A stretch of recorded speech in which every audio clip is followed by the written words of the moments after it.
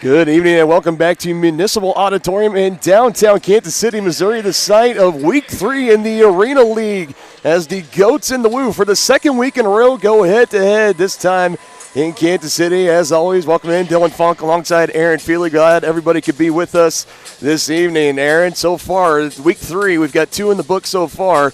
And Kansas City right now sitting on top of the standings, undefeated at 2-0, looking to make it 3 in a row here tonight and 2 wins in a row against these Iowa Woo. Yeah, obviously playing the same team twice in a row can sometimes be dangerous when you're the team that you think should be favored. But man, has Kansas City come out strong here in these first 2 weeks. After Week 1, starting off a little slow, ever since the second half really started of that first game, they have just been on fire. The defense creating turnovers, the offense has been locked in, and Boo Smith looks like he might already be the early candidate for the best player in this league. Undoubtedly leading the league in just about every offensive category, especially receiving, that you can think of. And the birthday boy today, 26 years old, you know he's going to be looking to have a good game. You touched on the defense as well, and we'd be reluctant not to talk about Angelo Trujillo and the way that he has performed. 4 interceptions on the year, 3 of them taken to the house for pick sixes. He has been a nightmare in that GOAT secondary. Well, when they say the best offense is a good defense, they don't normally mean literally scoring. But, yeah, he has been a master of that to this point this year. He gets the ball in his hands. First of all, obviously takeaways are golden, but when you just turn him directly into points, that's money.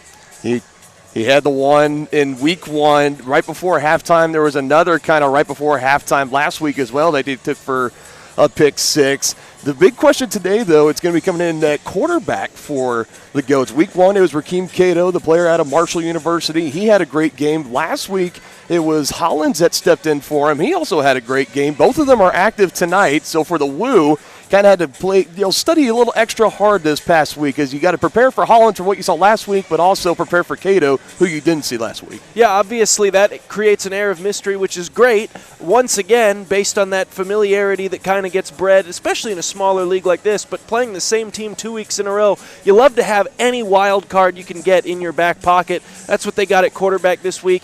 But regardless, who's taking snaps today? I mean, with the receiving core Kansas City has, with the height and the speed, they have got some athletes out there. They got some SEC talent out there. I mean, it makes life easy on the signal caller. Yeah, you talk about the SEC talent. That's over on the Woo side, a collection of guys that played at the University of Alabama. Obviously, Boo Smith, the former Missouri Tiger. Great talent scattered all over across the field, and we can't wait to bring you guys the action tonight. It's going to be the Goats and the Woo right here on the Arena League YouTube channel, and when we come back, we will have throw-off on the other side, the start of tonight's game here in Municipal Auditorium. Week 3 is coming up next. So Iowa up, winning the toss, deferring, so we're going to see this Kansas City offense back out, and we're going to get that.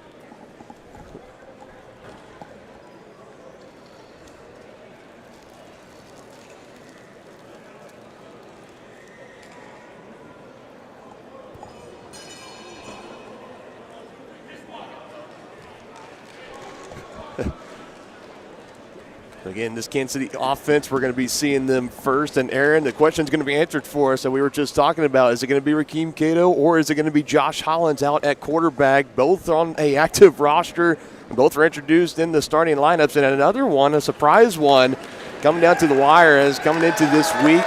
Tight end Brian Cox, number 87, was expected to be inactive for this game. So another big target out there for the disposal of Coach Golston and this Kansas City Goats offense. So we're going to see a lot of changes. We're going to have a lot of questions answered here coming up in just a few moments. Ready to throw it off for the Woo. This is Justin O'Brice as he's back in the end zone. Ready to let it fly as it looks like number 1, the birthday boy, Boo Smith, ready to receive and run it back for Kansas City as it's up in the air. And Week 3 in the Arena League is officially underway as Boo bobbles it for a moment, has some space, goes into the wall right in front of us inside the 20. And good starting field position for Kansas City. As right now, with the double yellow gloves, it is Rakeem Cato, as it looks like, Aaron. He's going to get the call to start at quarterback. Maybe they're just going to rotate home versus away quarterbacks this year. I'm not sure. On the kickoff, though, Boo Smith giving him great field position as per usual. Great athlete. Thought Derek Wilson and Lamar Stiles both did an excellent job, though. of keeping him toward the wall, and that's a big part of the defense in this league for those uninitiated.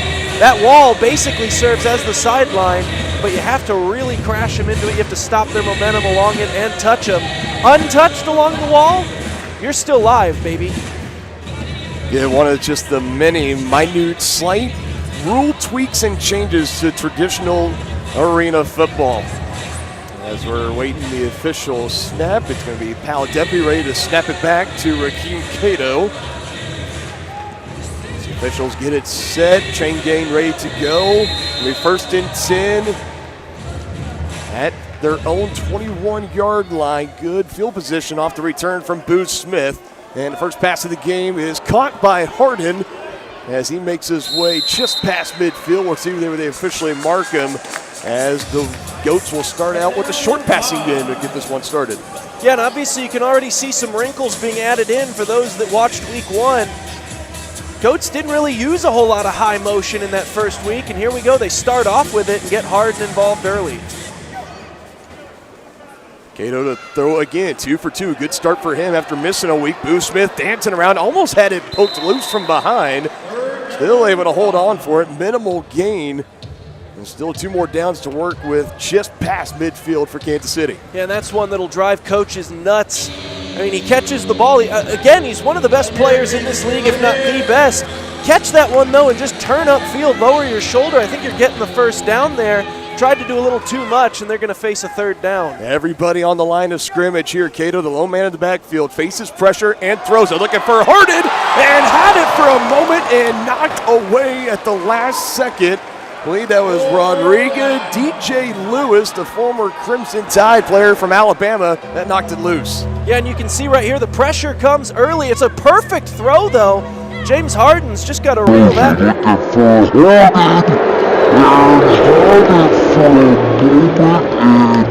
That was right in the bucket. Brings up a 4th and 5 play. Pressure again. This one right in the hands and cannot be completed. Don't see Boo Smith drop too many of those. By far, as Aaron, you mentioned earlier, the front runner for league MVP, and that is how the drive stalls out for Kansas City as they turn it over on downs. Yeah, definitely the credo there of that series was just simply missed opportunities. 2nd down play, probably should have just lowered his head and got the first down. Instead, turns into a 3rd down. You get a dropped ball for a touchdown, and then a 2nd dropped ball right there, not helping Cato out with the drops early on. And just like that, the Woo get a big stop and a chance to try to jump out in front. So just like quarterback questioning in the Goat sideline, same thing over for the Woo. It's going to be Justin Olbrice, the wide receiver / quarterback. The Woo having to scramble their initial starter at the very first game of the season, injured in the first quarter, out for the season. And Olbrice definitely played heavily in that first game, and they pitch it back to him here, and he's going to throw down the field, and one plays all is that needed. What a strike. Touchdown, Woo, Mustafa McGee. That was a heck of a pass as well. Brilliant play design, too. Of course, in the Arena League, whoever takes the snap is ineligible. So right here, pitch it back, create the run and pass option to draw the Goats up. He's going to throw down the field, and one plays all. Nice catch, nice route. And the Woo take advantage of the early opportunity. And a little bit of a celebratory dance at the end of it. Well-deserved 1-point opportunity. Espinoza rips it, and it goes incomplete. Had a receiver in the area, was again looking for McGee, and I don't think he just had his head around to it. But nonetheless, one play is all that's needed for the Iowa Woo as they strike first in this game and take the early 6-0 lead. Yeah, and that's one that Vincent Espinoza is going to want back. You talked about having a receiver in the area. You might have had 2 open options right there, and I guess just couldn't decide between them. Ended up putting it right in the turf. So points left out on the board there for the Woo. Obviously, extra points were a huge thing in week 1, where neither team seemed to be able to hit on any of those. Kansas City definitely in week 1 when we saw them against the Duluth Harbor Monsters, both them and Duluth really had a hard time trying to convert on those. Kansas City a little bit better. Same with the Woo whenever they had their scoring chances last week. Something about the Kansas City turf, maybe. It's just not fit for PATs. You can only hit those in Iowa. Another high soaring air ball on the throw off, and again brought in by Boo Smith with some blockers and some space, and almost very identical to what he did on the first return as he brings it this time. They might spot him right at the midfield stripe, nose of the football. It's exactly where it'll be, 1st and 10, right in the middle of the Boss Goat logo. And right there, that was Olive Bryce, who was back. And part of not having kickoffs and doing the throw-offs is you generally still have very good athletes even playing that back safety position on your throw-offs. A lot of the times at some of the other levels, that's a kicker back there, and that's a house call. Martinez was the receiver with the head start. They go to Hardin, already being active here, making some moves upfield, and whistles will blow. And they're going to mark him back right around close to the 15-yard line where initial contact was made. There wasn't any whistle, so give credit to Hardin playing through. But it looks like a touchdown coming off the board momentarily. Yeah, I believe Breeley hit. Yeah, I mean, he's touched right there and goes into the wall. It's a good call by the officials. But as you mentioned, nice work by Hardin. Force the officials to make the call, keep playing. Nice little juke there at the end. Cato throws complete. Martinez outside of Boo Smith. Loves financing big number 7 out there. 6'1", 195-pound prospect out of Waldorf University. His 16th reception he just hauled in right there. Coming into this game, 195 yards and 6 touchdowns. He also has a pair of interceptions on the defensive side too. One of the few two-way players on this Goats team. Cato quickly looking for Martinez again, and incomplete in the corner, almost getting pushed out and over the wall. Yeah, Martinez is tall, but he's not quite that tall. He tried to send that one into section 16 up there. You got to wait until the touchdown scored before you can start giving away footballs, though, so that'll bring up a 2nd down. Al deep, snaps it back to Cato. Throws, tight pressure, incomplete, trying to come over the middle of the field. Goats sideline, they want a flag there. They're not going to get it. Yeah, there's a lot of contact here on this crossing pattern, but referee's going to let him play here, and oh yeah, might have gotten away with hook around the hip. Regardless, though, no challenge flags in the Arena League, so 3rd and goal. This one, now a flag will fly. And again, that pass in the area of Ryan Martinez. And it's our first penalty of the game. We'll see what the official call is. Pass interference, defense number 4. Ball replaces marked automatic first down. So they're going to call that one on Derek Wilson. I actually thought it was on DJ Lewis, who spun the intended receivers. We'll take a look at the. No, they're right. Yep. Good job by the sideline camera there. Another lob pass and another one too high, out of the reach. So looking for Martinez, the big red zone target, and again, Derek Wilson in coverage. Yeah, so they go for that fade route one more time, but again, just a little bit too high. As the game goes on, I'm sure they'll make some adjustments on that and start giving him more of a chance.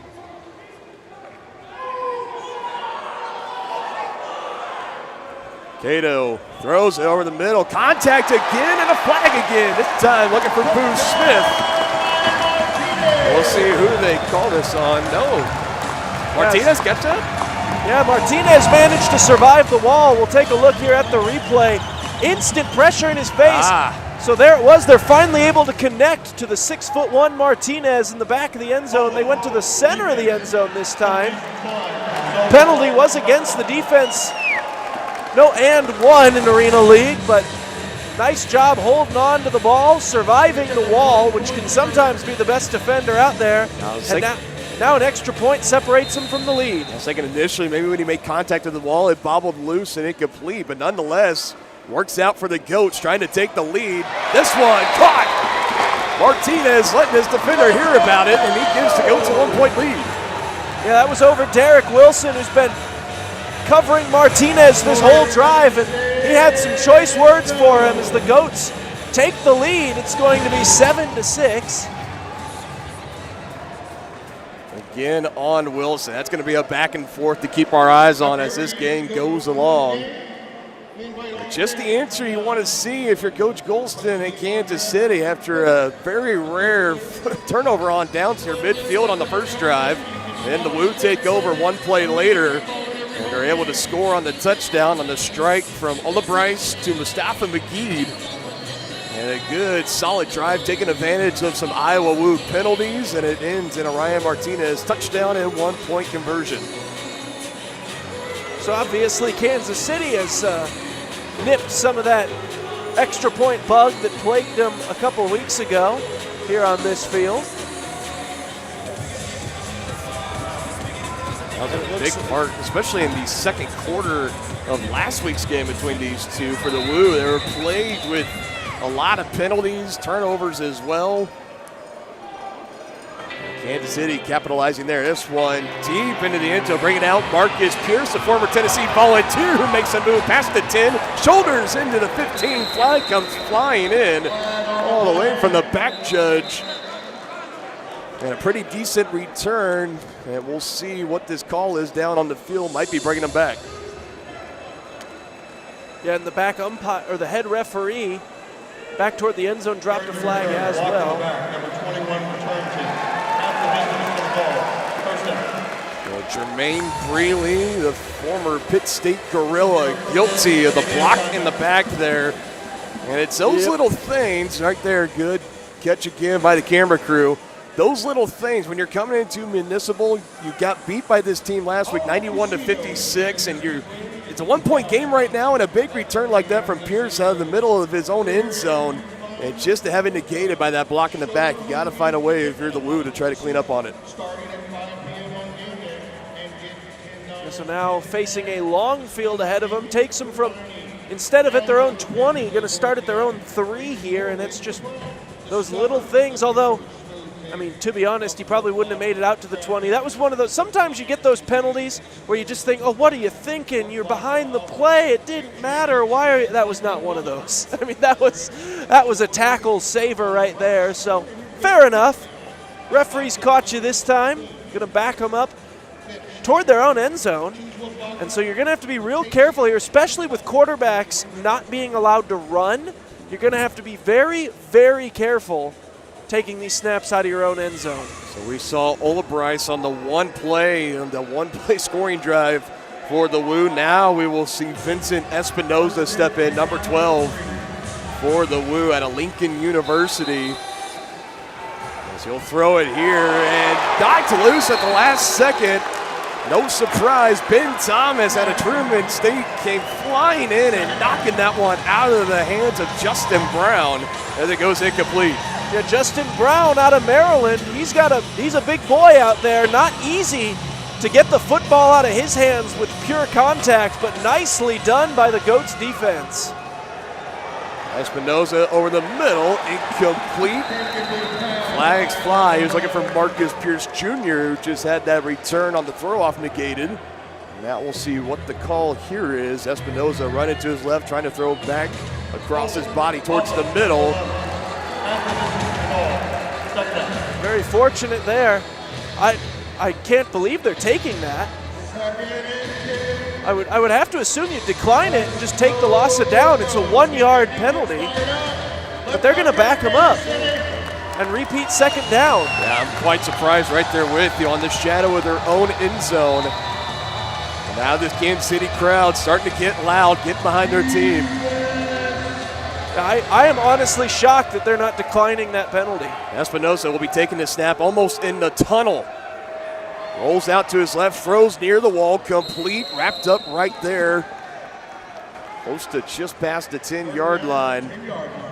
So he was able to find that one to Justin Olabrice. So now you do have the option to surrender on the drive on 4th down, and that would put the ball all the way back near the Goats' goal line. Or you can go for it here, and they'll need about 3 yards here on this. Or sorry, yeah, it's 3rd down because they did accept that penalty. A 3rd down and 3 play. Pressure coming from Kansas City. They throw, and it's Miles Goulbourne. That picks it up enough for 1st down yardage, and a fresh set of downs up and coming for the Woo. So obviously a nice little offensive rub route there on the far side. Gets a man open for the 1st down. I don't mean to keep harping on it, but I mean, that's why you take a down away from him earlier on. Espinosa, a handoff, men in the backfield, able to get away for a moment and colliding into the wall. Another handoff to Olabrice.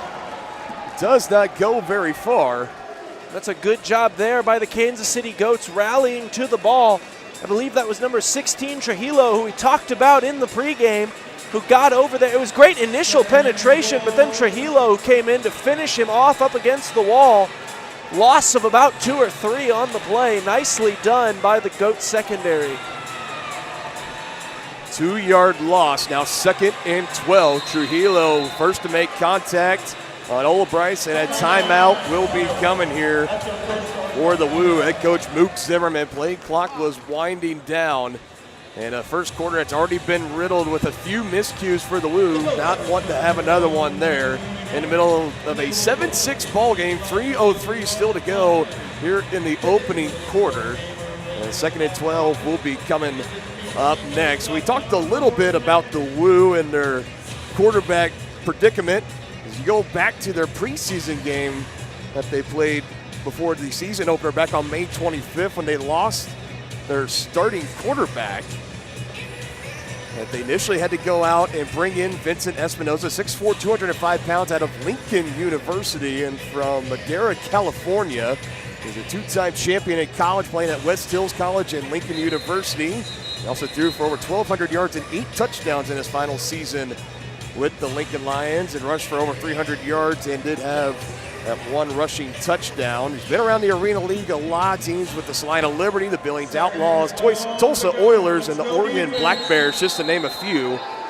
Last week was his first game with the Woo against these Kansas City Goats up in Waterloo. Gets the snap here on 2nd and 12, throws it and completes it into Goats territory. Able to hold on to that one tightly is Justin Brown. Tight coverage from Ben Thomas, but it doesn't matter. Now the Woo back in Goats territory. And that's something the Goats are going to face a lot this season, is they are undersized compared to some of the taller receivers these other teams have in the league. A lot of 6'3", 4, and 5 out there. Goats don't really have anyone to match up with that height. Sidesteps one defender and completes it again, getting around Trujillo. Thomas again putting him down into the turf. This time able to find it to Olabrice. Right there, just hitting him in the flat. Olabrice, who also plays a little quarterback himself, but he's kind of a do-it-all. In baseball, they call you a utility man. Football, I guess now we call it the Taysom Hill position. I don't know. There you go. Able to get out into the flats. Out of Howard University is Justin Olabrice. Flag thrown here. And again, play clock winding down. Zimmerman, the head coach, bailed him out the first time, trying to hold on to his timeout, so he's just going to have to eat it here. And that'll back the Woo up an extra, just a little bit, about 5 yards. Yeah, and that's something that definitely takes some getting used to for these Arena League quarterbacks. You're used to playing with those play clocks at eye level down on the ground. Play clocks here in the Arena League, up on the scoreboard. Make the give on the jet motion to McGee. So he gets past the 20 and wrangled down by a pack of Goats just before getting to the 15. And I talked just a little bit ago about what the Goats give up in some of that height. They don't have too many massively tall individuals that play on their defensive side outside of Lamar Robbins, but they do have a lot of speed, and it's really difficult to try to get the running game going to the outside. Olabrice back there with Espinosa, got sent early, trying to avoid the rush from Roundtree, and he does, completes it to his man right into the wall. And survives it as well, so another big completion. Yeah, Miles Gilborn once again getting out into the flat. Somewhat their answer to Brian Cox from the Goats. He's sort of their big tight end-esque position for Iowa. Yeah, lifts in the roster, 6'5", 245 pounds out of Davenport University. And another penalty flag, and it's going to be another delay of game.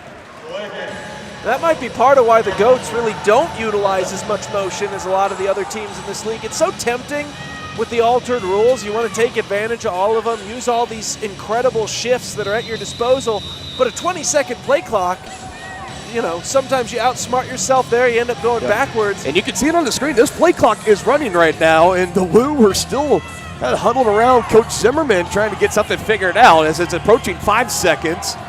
Olabrice in motion, and it's intercepted! Looking to go to Olabrice and coming away with it for Kansas City. I believe this is Lamar Robbins. Able to get that one. 3 tackles last week against Iowa, and he picks up his first interception in the Arena League play. Yeah, right there. He just beat Olabrice to the spot. He ran the route for him. They were trying to hit Olabrice on the slant. He got bumped at the line, slowed him up just enough. Quarterback put it where he thought the player was going to be, and all that was there was the 6'3" Robbins, who we talked about a second ago, really the only height player that Kansas City has, and he put up the hands, creates the takeaway. Big-time athlete out of USF College. And comes away with the first turnover for Kansas City in this game. Whistle's stopping right now.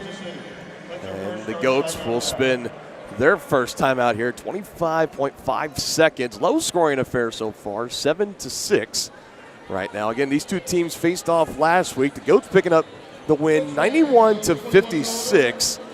It was an impressive game on the road, and again behind their backup quarterback Josh Hollins, who went out and put up some impressive numbers as well. And this is kind of really close to how it went in the first quarter in that game as well. It was 13-6 after the end of one, and then the Goats would erupt for 30-plus points in the second.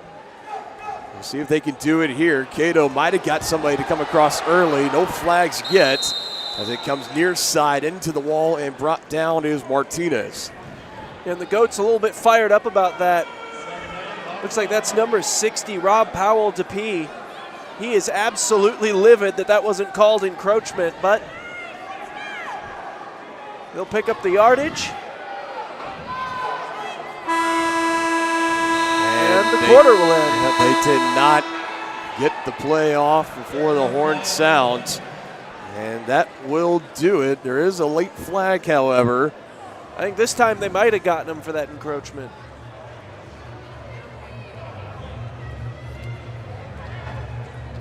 Looks like the PI that many thought was missed earlier on in the game, and then one play later, you get another one.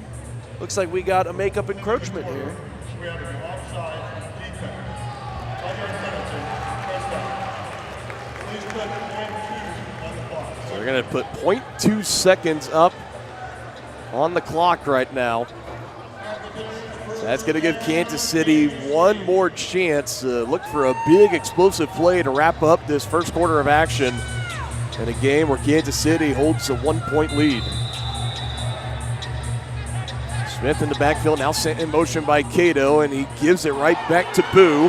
Let's see if he can make a couple of guys miss and chuck down at the legs, and that will do it. Inside the 15 is where Kansas City will take over to start the second quarter. You kind of saw there at the tail end of that, Rakeem Cato, he was pointing up the field like saying, man, go up, go forward. Boo Smith, though, when you've got an explosive athlete like that, I mean, sometimes something you just have to deal with is they think they can score on any given play.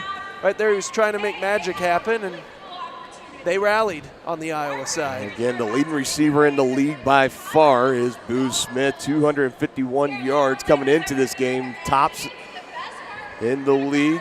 And he also leads in average yards per game at 125. We'll step aside. Second quarter action coming up next.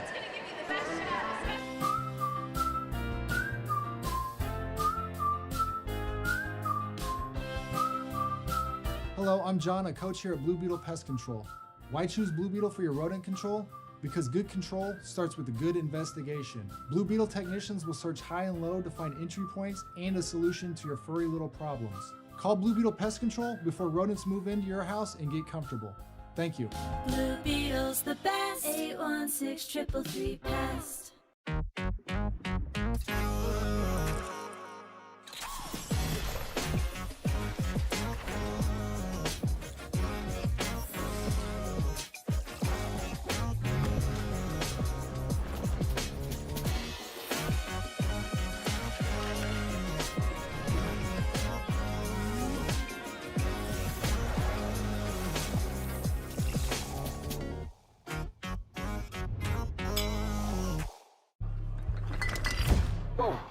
Bud Light Genie? Wishes? Hit me. Make me tall. Easy. I wish aliens were real. Be nice. That's an alien. Hang with Dustin Poirier. You started without me. You thinking what I'm thinking? Let's go. What do you bench? Cool.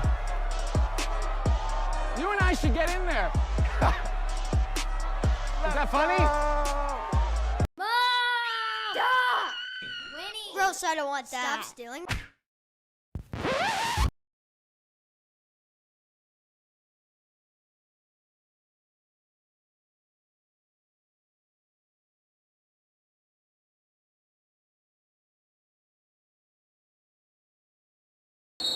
Snap back to Cato.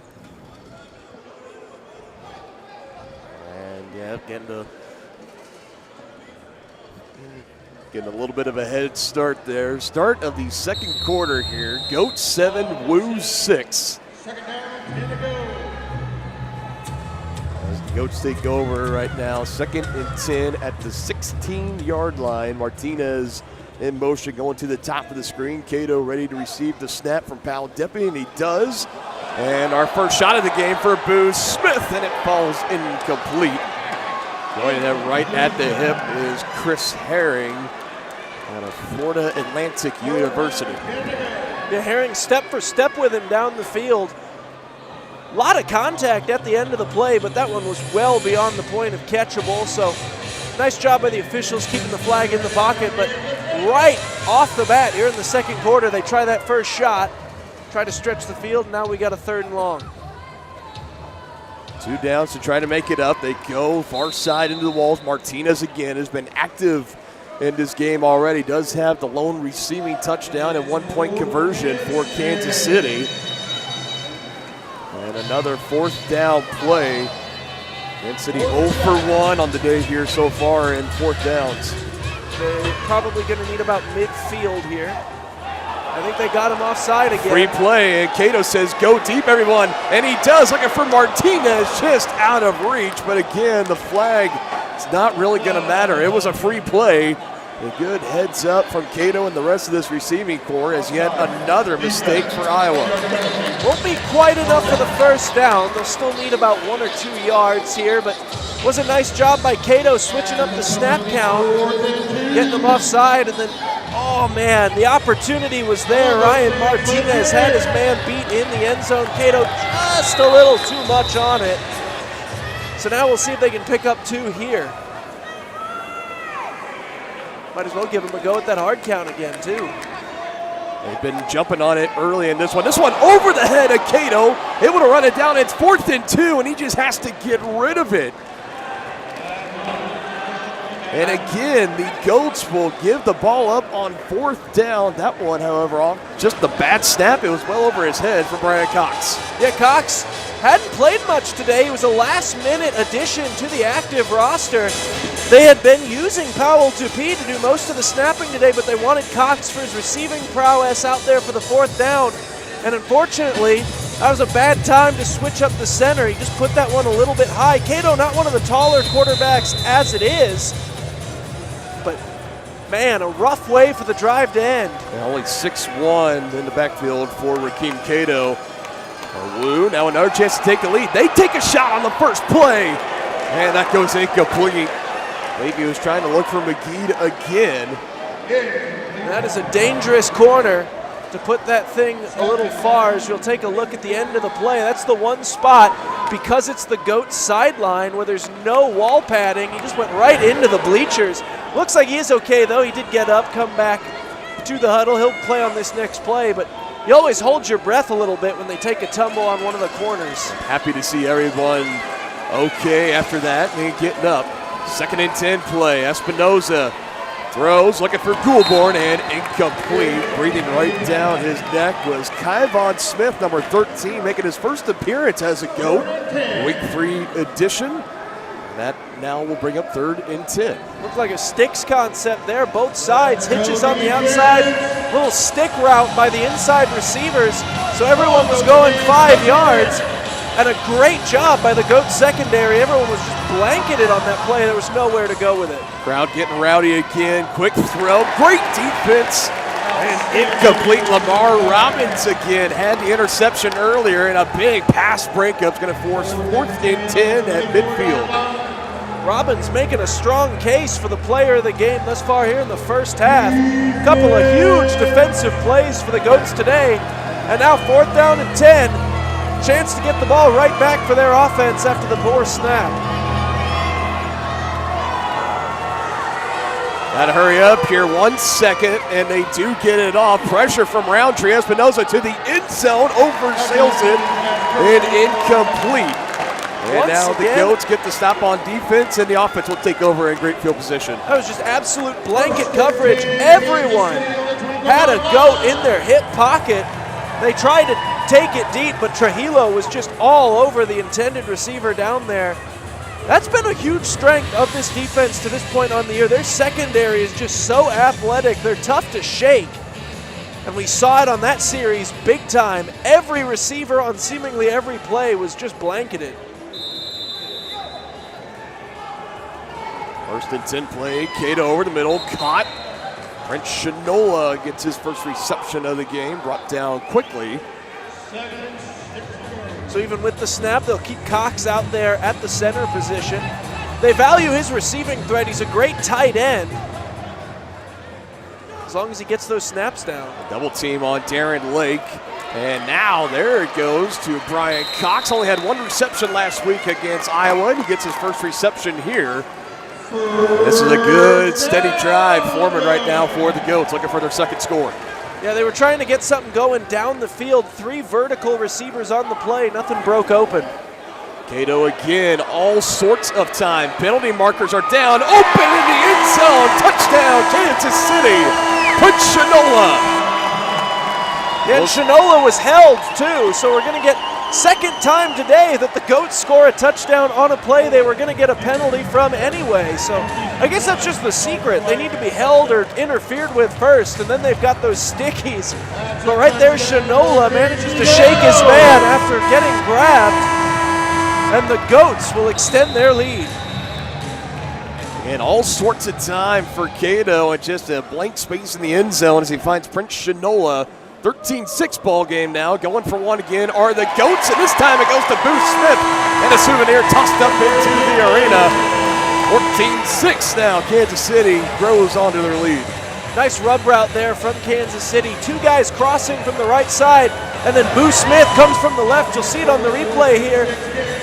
Those other receivers just taking every man out of that zone. Smith just leaks right underneath it wide open. Nicely done. And after seeing Shinola's spin attempt, he decides, you know what, those spins are not really working today. Let's go back to throwing the ball into the stands. Yeah, what a great story Prince Shinola is. He's here out of Rocky Mountain College. He only played high school football his freshman year. He battled homelessness for the majority of his teenage years and limited his football opportunities. So once he graduated, started hitting the arena scene for a couple years, got a chance at Rocky Mountain College, where he played there in 2016 and 17. He holds the all-time Rocky Mountain College record for a recorded 40 time at his pro day at 4.33. A world-class breakaway speed as he can get up to 21.6 miles per hour. Speaking of breakaway, ricocheting off one of his blockers to the 10 and the 5, and he's tripped up by James Harden, so that will save the return for a touchdown, but nonetheless, a huge momentum swinger back to the way of the Woo and Marcus Pierce Jr. Yeah, Pierce had to knock one of his own blockers out of his way like Nelson on the Simpsons episode, but heck, that minor hesitation might have even cost him the touchdown, but you got to give some credit to the hustle from behind as well there by James Harden, prevents the touchdown. A great return will set up Iowa with tremendous field position. And now another mistake for Iowa. There were 7 players on the field. And so the great field position gets slightly worse. Still going to be a goal-to-go opportunity here, but yeah, some mistakes with the pre-snap penalties have burned Iowa here today. Head coach Mook Zimmerman not pleased whatsoever. That's just if you ask any head coach, that's just a mental error on their side and on the player side too. You got to take a look around, count how many helmets are out there. Now a late substitution as Goulbourne will come in late. Late clock. 3 seconds and counting, just get it off before it hit 0. Throw is caught by Goulbourne again, taken into the wall. Not too long after by Smith.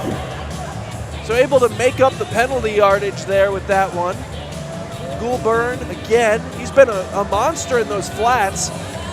Obviously, as we talked about earlier, at 245 pounds, sometimes you hit him with that enough, eventually you just figure he's going to break one with his size, just wear down the defense. But here we go, 2nd down and goal. Espinoza, pressure from Roundtree, right at the goal line, and lowers the shoulder in. Touchdown, Iowa Woo. And it feels fitting that it's Marcus Pierce that gets in there again after setting him up with the great kickoff return. He comes all the way across the formation. He was the far side slot receiver on that play, all the way across the goal line to make the catch. Survives contact at the goal line there from Trujillo, and the celebration begins. So interesting here, we'll see our first 2-point conversion attempt here. Goal-to-go play from the 10-yard line. Iowa going for the tie. They accidentally played the home team touchdown music too. Good sportsmanship. 50-50 ball, bobbled, and up against the wall, and he brings it in. What a play. Justin Brown, that's what he's here for, all 6'3" of him. The former Maryland Terp. Goes up high, makes the catch. Trujillo's a great cover guy, but he's given up a couple of inches there to Brown. Had to juggle it for a moment. Fan almost caught that one, but Brown able to reel it in just in time. And now the coach is having to be backed away from one another. I think it's a... That's a staff member, it's a actually. coach, yeah. One of the Iowa coaches and a staff member from Municipal Auditorium here getting into it. Oh, and the referee right in the middle of it as well, trying to bring peace on both sides. My goodness, you definitely do not see that every day. But meanwhile, back to action on the field. A much tighter contest right now than it was 7 days ago. 14 all between the Goats and the Woo. And by the time this throw-off gets up in the air, now they stop the clock. 7 minutes, 24 seconds. Ola Bryce will throw it away for Iowa. Looks like tempers have been soothed over. As we resume action, Boo Smith about a yard out of his own end zone. And good job not letting him get away, Lamar Stiles. As you let Boo, as he breaks that one, might make another move or two and potentially take it into Iowa Woo territory. Instead, the Goats will take over at their own 11. That's why you get into those rice buckets there, Dylan. It's not always about improving the catching.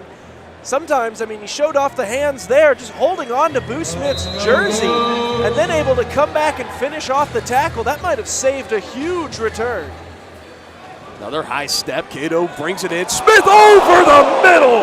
Gets hammered. Puts a shoulder to his chest. Chris Herring. I think Boo Smith thinks that this was to his helmet. My goodness. Yeah, he gets up on his own power. Definitely Trainer's going to be taking it to the sideline. And this could potentially be a huge loss for this Kansas City offense if he's not able to make his way back into this game. It looks like he is able to at least walk over there himself, get some water in him. They'll talk to the trainer, but that was a massive hit there from Chris Herring. Offense shorthanded for the time being. What a one-handed snag by Cox behind his body. And able to bring it into Woo territory, close to the 15. Lost a chain as well in the process, and this is why it was such a huge deal for them for Brian Cox to be activated right in the pregame. One-handed catch, and then the big fella's got the yak. Up tempo here for the Goats. He'll take a shot to the end zone. Martinez had it for a moment off his fingertips, wants a flag. Multiple defenders in the area.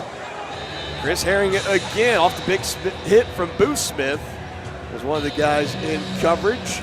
Well, you can't throw it much better than that. That's when Martinez might want back. It was great coverage, but a perfect throw. And if Boo Smith is going to miss significant time, they're going to rely heavily on Ryan Martinez to step up as their number one. Cato, pressure from Lake. This one looked like it was just through the hands of Shinola. Got the touchdown pass on the last drive for Kansas City. That one goes incomplete. Just a little too much mustard on that one from Cato. I think Shinola was trying to come back to the ball and then settle down. Cato thought he was going to stop absolutely dead on his route. Threw it where the route had been at one point, but just a little miscommunication there. Cox will snap it back. Powell Depp ready to block the pressure. Gives Cato enough time, able to find his target. And spun down shortly after. Shinola again heavily involved in this offense. And good news for Kansas City as Boo Smith puts the helmet back on. He's making his way back out onto the field. Yeah, and that is absolutely massive for Kansas City and for the league as a whole to make sure Boo Smith is ready to go and just in time for this 4th down and 5. Good to see for the former Missouri Tiger, sent in motion, early movement.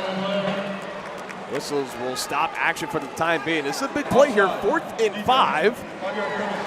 But just like that, another offside penalty for Iowa is going to grant the Goats a free 1st down. Those pre-snap penalties have just killed the Woo here today. This one gives up a free 1st. And Brian Cox actually afterwards was arguing with the ref that he should have gotten a free play, but because contact was made, it turns into encroachment, so dead ball, but a 1st down. Smith again in motion. What happened here now? Yeah, that's going to be a false start on Cox. He's given 5 yards right back there. False start. Offense. 5-yard penalty. DJ Lewis, he had it, was ready to take it to the house. Whistles stop and play right away. Yeah, you can't snap it twice. That's frowned upon, but thankfully, because they got the 1st down on the previous play, while you still lose the yardage right back, at least you still got the reset of the downs. Lewis back 5 yards now, 1st and 13. Cato throws another shot to the end zone, right at the wall. Goes incomplete again, looking in the direction of Ryan Martinez. And they once again tried those rub routes there. Everyone else was crossing to the far side. You kind of saw, just based on their body language, their hands down at their hips, they were really just trying to get in the way, not really looking for the ball. That was designed to get Martinez open opposite side all the way. Ball just a little bit wide. 2nd and goal now to go for the Goats. Another one-handed stag chopped down at the legs is Boo Smith. Up again, thankfully, got up quick. Huge hit there from Derek Wilson and Boo Smith. Back-to-back plays, the ball has come his way. He's taken a big-time shot. This time at the knees, thankfully. At least it wasn't the head again. Cato again to the end zone. Incomplete, into the wall, knocked it loose. And James Harden frustrated with himself, knowing that one should have been 6. Yeah, I mean, this ball, perfect route, perfect throw, it's right there. You just can't afford to triple clutch it in a league with a condensed field and some high-speed athletes like this. It's gonna bring up 4th down. 6 points in and out of his hands and frustrated with himself. The defender was closing in quick, 4th down play. Martinez reaches out. Touchdown, Kansas City. 3rd touchdown pass of the day for Rakeem Cato, and the 2nd time he's connected with Martinez for 6 points as the ball coming our way. Nice souvenir. The fans have a case of the dropsies on that one, but yeah, nicely done by Martinez, making sure he didn't make any contact with the wall here. Good strong run after the catch. Reaches the ball across. Nicely done by big number 7. Kansas City's going well. 1-point conversion.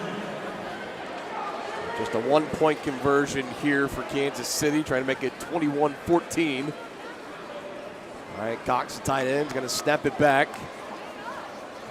Cato has got Martinez behind him. He's going to lob it into the end zone, and it will fall incomplete. Kind of a little jump pass, trying to give Prince Shinola a chance, but he couldn't make anything of it. I think that was for Boo Smith, who was coming across from the opposite side. Just tried to lob it up to him as he started waving his hands. Couldn't connect. No extra point on that one. So nonetheless, another touchdown for Kansas City. They have the lead 20-14. More second quarter action after this. Winnie! Gross, I don't want that. Stop stealing.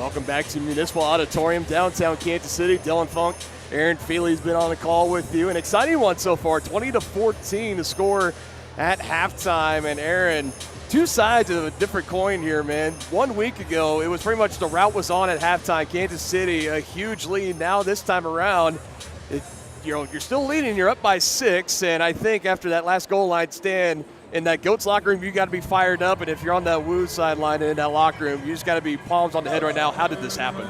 Well, I mean, maybe they're just all about giving the home crowd a bit of a show. 2 weeks in a row, unbelievable first halves here at these Goat games. Or, sorry, not 2 weeks in a row, but both home games that Kansas City has played this year.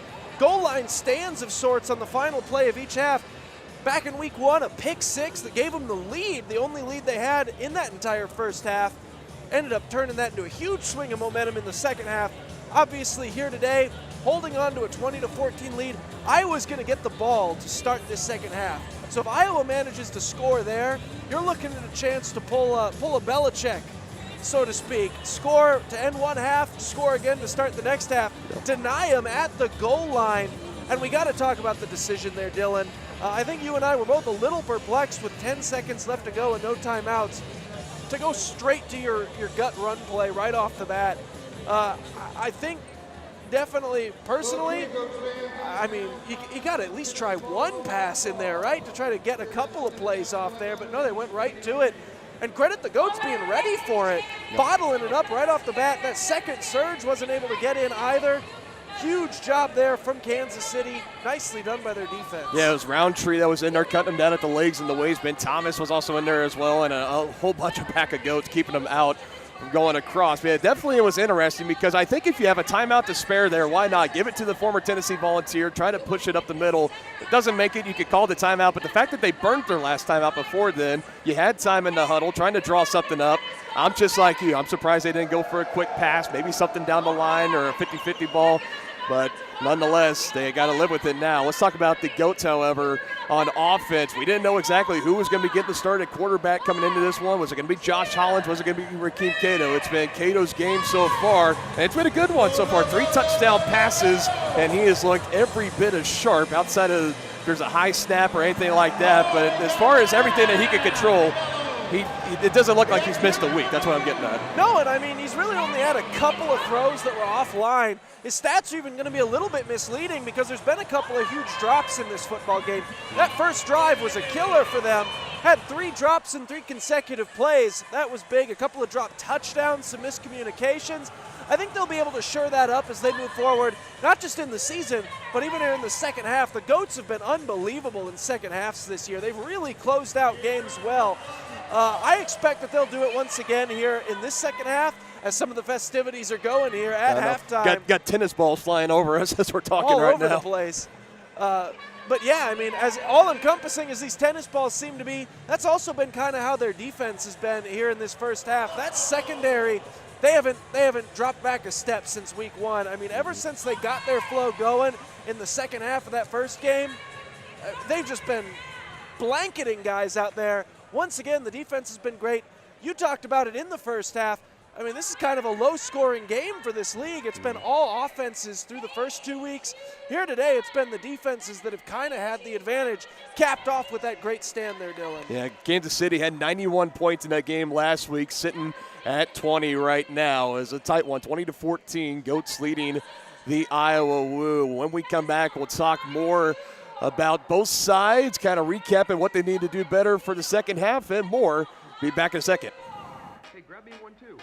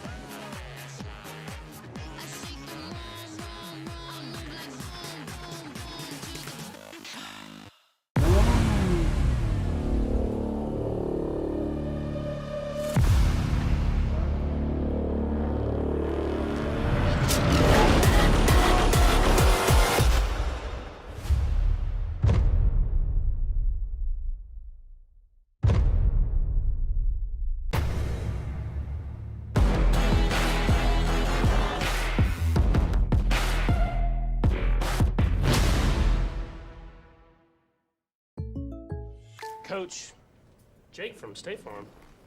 Well, Patrick, it's official. You saved with home and auto insurance. You're the league's most valuable bundler. MVB? Me? He's surprised. Man, I just did not see this coming. This is truly unexpected. I'm gonna start locking this place up. Hey, you done?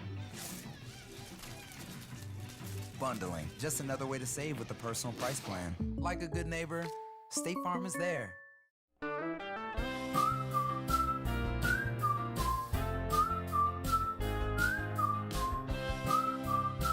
Hello, I'm John, a coach here at Blue Beetle Pest Control. Why choose Blue Beetle for your rodent control? Because good control starts with a good investigation. Blue Beetle technicians will search high and low to find entry points and a solution to your furry little problems. Call Blue Beetle Pest Control before rodents move into your house and get comfortable. Thank you. Blue Beetle's the best. 816-333-PEST. Back here in Municipal Auditorium, halftime festivities continuing here. Goats with the halftime lead, 20-14 over the Iowa Woo. Back-to-back matchups and back-to-back weeks for these two squads. We're going to turn it over now to our Commissioner's Corner. It's a new weekly establishment that'll be taking place here on the Arena League YouTube page as Belinda Post had a minute to sit down with Commissioner Tim Brown. Hello, everyone. Belinda Post here, and welcome to the very first installment of the Commissioner's Corner. I'm very excited to have Tim Brown, who is the commissioner of the Arena League, joining us. He's also a Heisman Trophy winner and in the NFL Hall of Fame. So, Commissioner, welcome to the show. Hey, thank you very much. Good to be here, Belinda. And it is so good to have you here. Speaking of which, we are 2 weeks into the season, and we have seen really some great things coming out, some amazing action. So tell us, what has you the most excited about the inaugural season? You know, when we launched this new version of football, you know, a lot of people were like, we don't know. We don't know if this is going to work. No doubt about that. But it's a fast-paced game, you know, very intriguing, very different. And we knew that there was going to be people who didn't understand it. But, you know, I think people are starting to come around. And that's the most important thing at this point, is that people understand that we're trying to bring entertainment to them in a very different way. 2 weeks into the season, we're seeing some of these teams averaging 60 points a game. What's powering this high offense? Yeah, it's great to see a good plan come together, right? You know, we figured that it would be some high-scoring games, but take notice of the defenses and what they're doing to help to those scores. You know, I mean, yeah, the games are high-scoring, but the defenses are certainly helping with that. And when you have great players making great plays, you know, along with these coaches doing what they can do, you know, you're going to have these kind of games. So I think so far it's been incredible for us to see what's happening. And you can see that at the different games, how the fans are really being receptive to it, but it's also being backed up by YouTube analytics. In fact, some of that data is showing that this is the second most watched in arena or indoor sports right now, which is super, super exciting. People are taking a liking to this. Yeah, you know, the good thing about everything he said, it's only going to get better, right? And that's what we're very excited about. You know, we had some growing pains and all that stuff, TV challenges and all that, but the league has made some major investments in making sure that things are going to go well. And I think from that standpoint, you know, it's good to see. It's good, you know, yeah, I mean, we're going to have those growing pains, but at the same time, you know, when the fans are shaking their heads yes and not no, it's a good thing for the league. And that is a great thing. Taking a look ahead. So we've got Ozarks and Kansas City, a couple different matchups there. The Ozark Lunkers are taking on the Duluth Harbor Monster. So walk us through that game. What should we be looking for?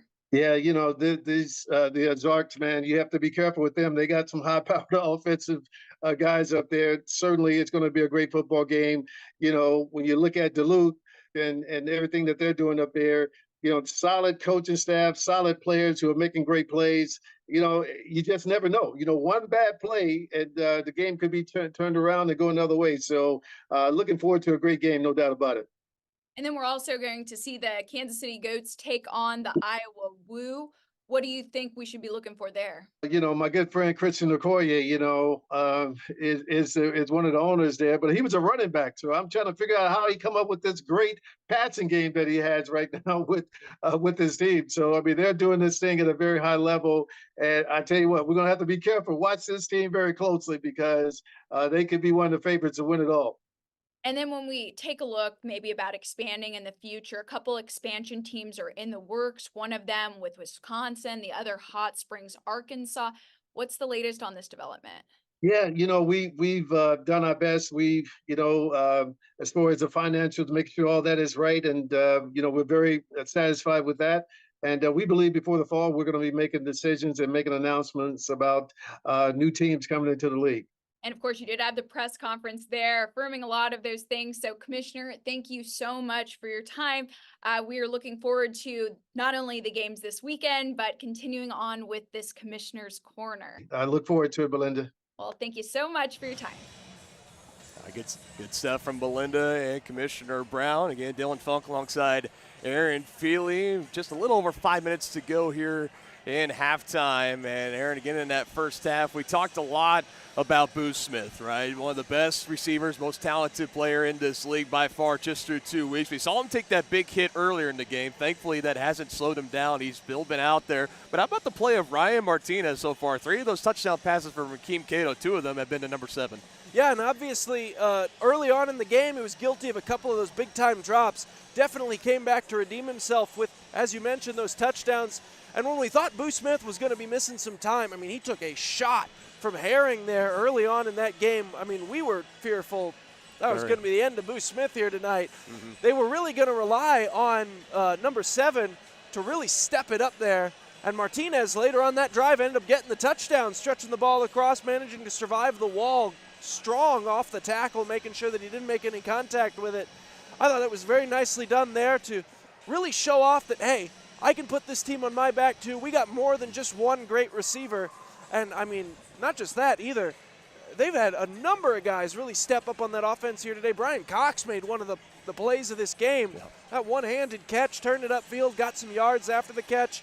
I mean, for Rakeem Cato, we talked about it earlier on. There's been some drops that have hurt his numbers, but let's not make this anything other than what it is. He is also a bit spoiled right now among the quarterbacks in this league. It is weapons galore here for Kansas City. Yeah, no shortage of weapons whatsoever. And the big thing for Brian Cox, initially thought he was going to be inactive for this game. 10 minutes before throw-off is when we got the word that he was going to be active, and he's made a couple of big catches, none bigger than that one-handed snag back across his body. It was a big gain, too. Big man with the yak, as you like to say. And another receiver had stepped up big, too, Prince Shinola.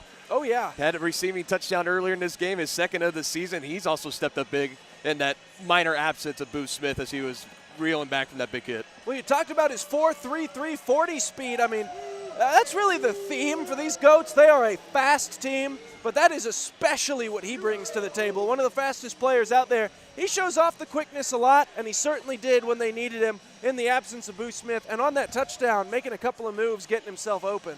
And so we talked about for Kansas City, obviously they have adjustments to make. But let's talk about the woo. One of the things I guarantee that Coach Zimmerman is starting with, got to cut down on the penalties. 10 penalties in that first half. They did have the one turnover, so far our only turnover outside the turnover on downs in this game. Is there any other changes on either sides for both these teams that you feel like they need to make changes in the second half? Well, just focus overall for Iowa. I mean, the pre-snap penalties, they've been a killer. I think they're into the double digits. Did we find that out during the break? 10 penalties total. False starts, offside, just undisciplined at the line of scrimmage. The type of thing that makes for a very awkward halftime for the players and a very heated halftime for head coaches. Pre-snap penalties, focus stuff. Too many men on the field. You have to know which substitution packages you're in on. It's just stuff like that. Iowa needs to cut back on that in the second half. End up costing that extra time out there at the end. That'll do it for us here at halftime. Second half action coming up next here at Municipal Auditorium.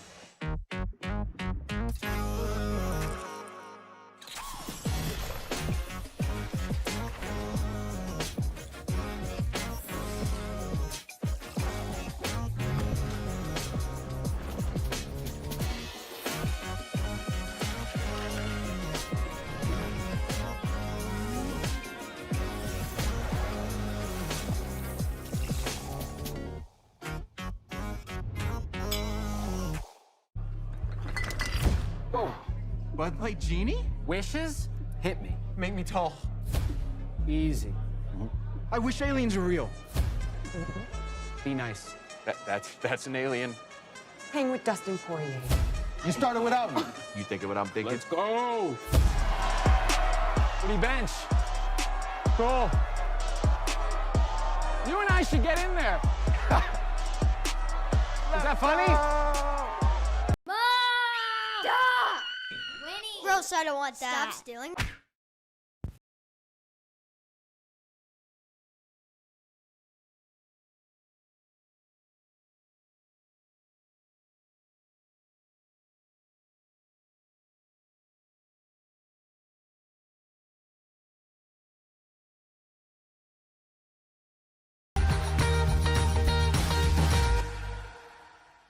Hey, grab me one too.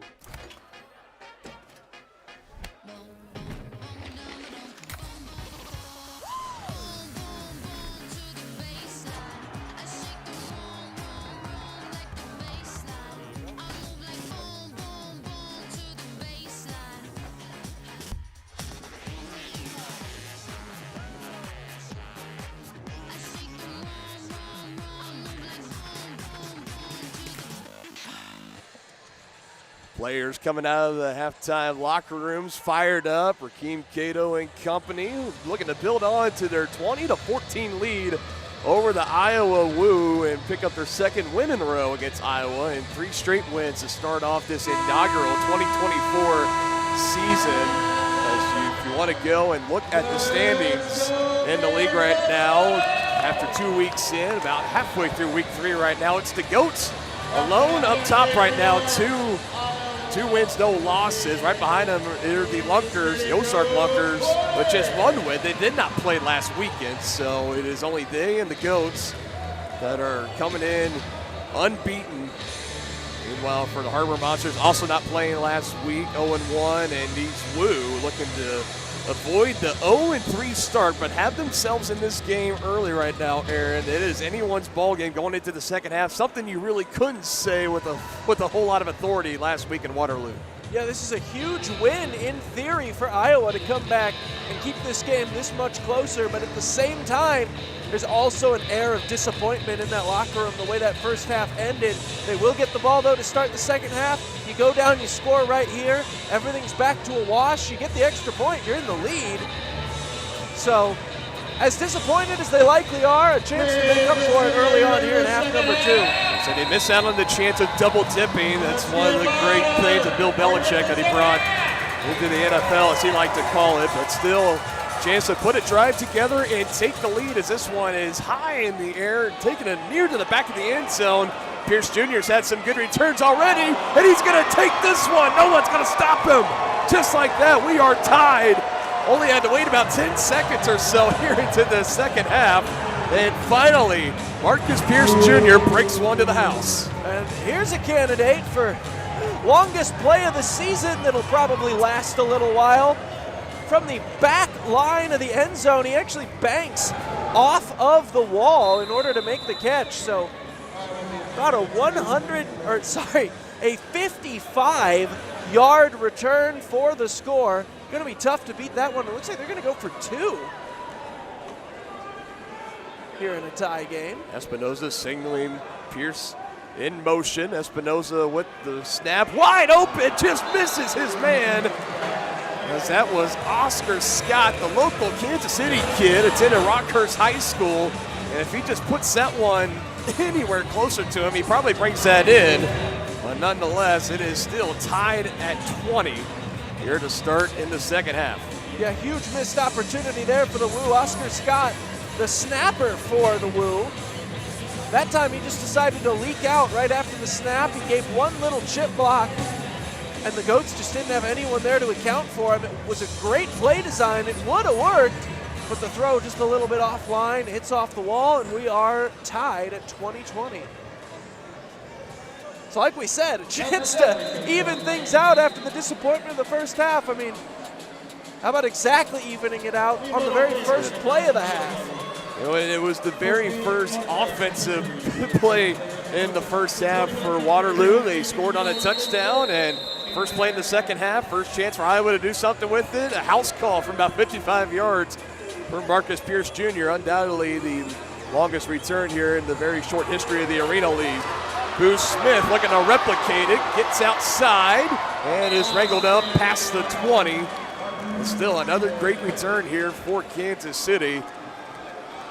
Boo Smith again a little bit slower to get up. He has been beaten and battered so far tonight. No lack of physicality whatsoever from Iowa. As they saw what he did to him last week, and knowing that he is the top threat in the league, and they've treated him as such tonight. Well, you're not going to out-finesse this Kansas City team. There's way too much speed and quickness on it.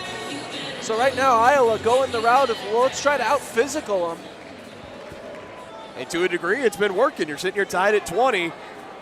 As Cato fires it, turning around is Brian Cox as he gets chopped up and brought down. Chris Herring tripping him up around the ankles, but now goal to go now for Kansas City. Herring earlier showed off some of his physicality and laid one of the most massive hits of this entire season, and that time went the opposite direction and just untied Brian Cox's shoe to get him to the ground. Smith, the man in motion again. Cato looks completed, upended. Again, targeting Trent Shinola. Setting a career high in receptions in a game by far in this one. Inside the 5, still goal to go for Kansas City. They don't look like they're going to try to get any running game going. Spread out, right side, and brings it in. And another touchdown. This time, it's the birthday boy, Boo Smith. And that's what you gotta do in these close quarters scenarios as Kansas City, who doesn't have a great deal of running plays in their playbook. They're not a high rushing attack type of a team. And when you just run out of space down here, it can sometimes get harder to get open. But right there, you utilize the rub routes to perfection like they did on that play, getting Boo Smith over to the near side corner. That puts 6 more on the board. As the boo chants echoed out here in Municipal Auditorium. Penalty flags are down. Now it's Darren Lake that pulled over Robin Powell-Deppy on the snap. And another offside on Iowa. And then for reasons I can't entirely confirm, we got Ryan Martinez getting into a bit of a chat on the far side. But it looks like that's 36, who I'm not seeing on my roster, but on a play that didn't happen, it's hard to find too much to get angry about. So moves him just a little bit closer, about 2 yards out. They pitch it out to Smith, trying to get around the edge and wedged up against the wall and not going to make it.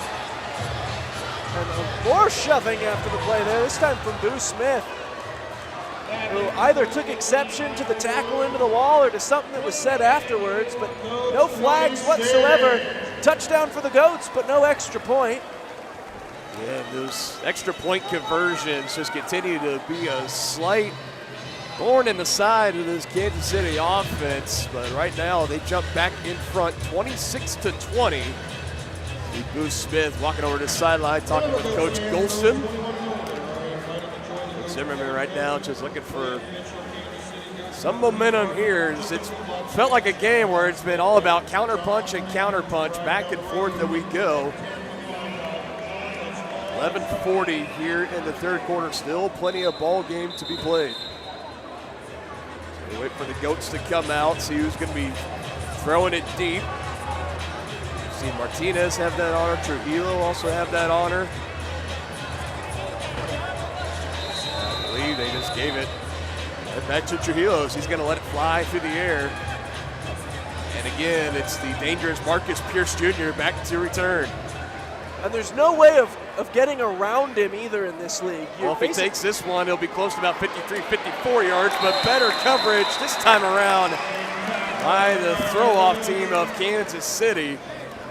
Looks like that was James Harden in there on the tackle. This time they're able to get down there, get the coverage team in good position. That has been one of their big weaknesses this year, has been their throw-off coverage. But yeah, like I was saying, based on the rules, you have to put the ball inside the 10-yard line. It can't be short, can't throw it out of bounds. So essentially, there's no way to, as in other forms of football, kick around a dangerous returner. basically just have to take your medicine if they've got a skilled player back there.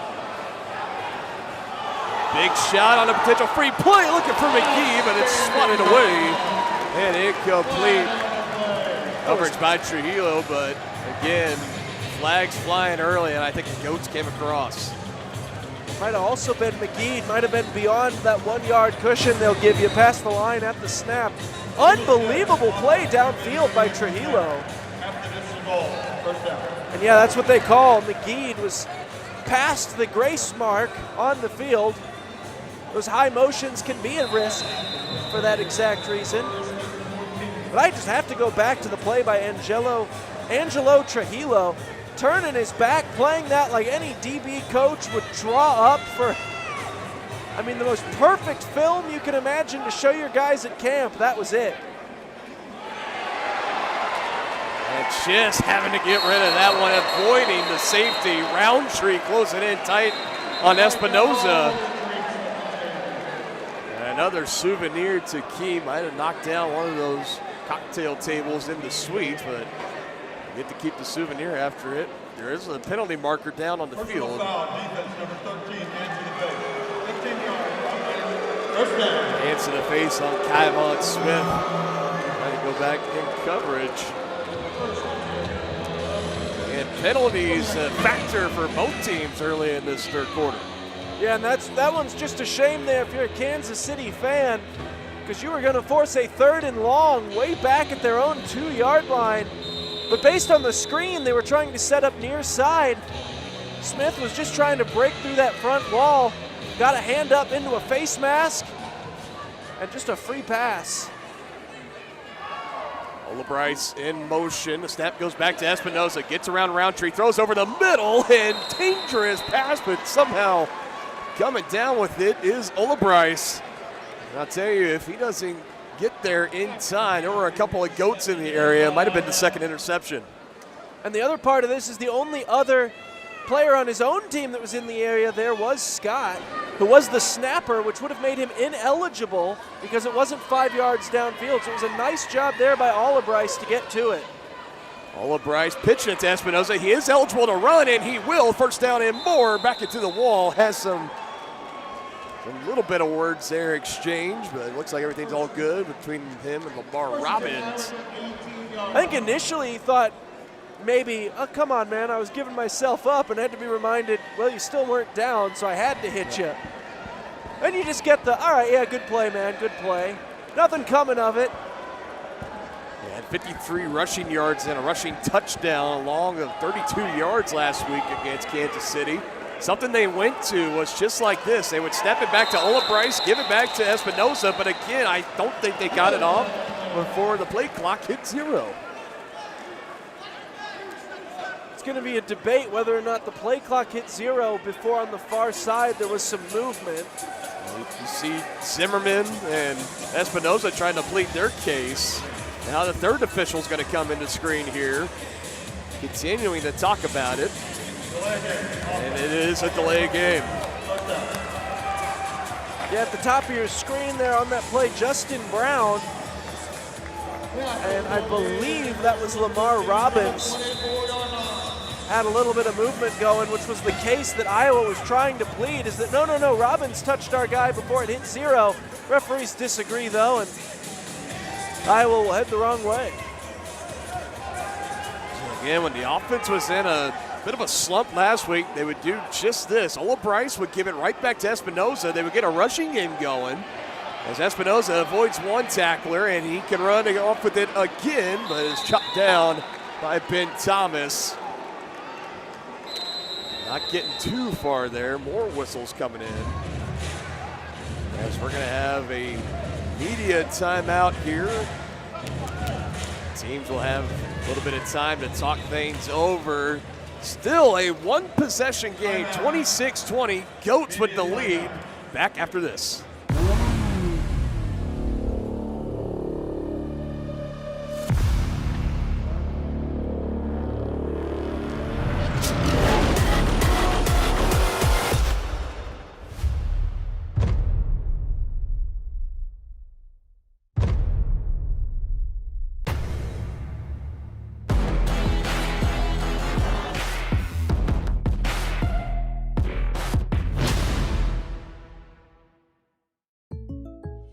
Coach Jake from State Farm. Well, Patrick, it's official. You saved with home and auto insurance. You're the league's most valuable bundler. MVB? Me? He's surprised. Man, I just did not see this coming. This is truly unexpected. I'm gonna start locking this place up. Hey, you done? Bundling, just another way to save with the personal price plan. Like a good neighbor, State Farm is there.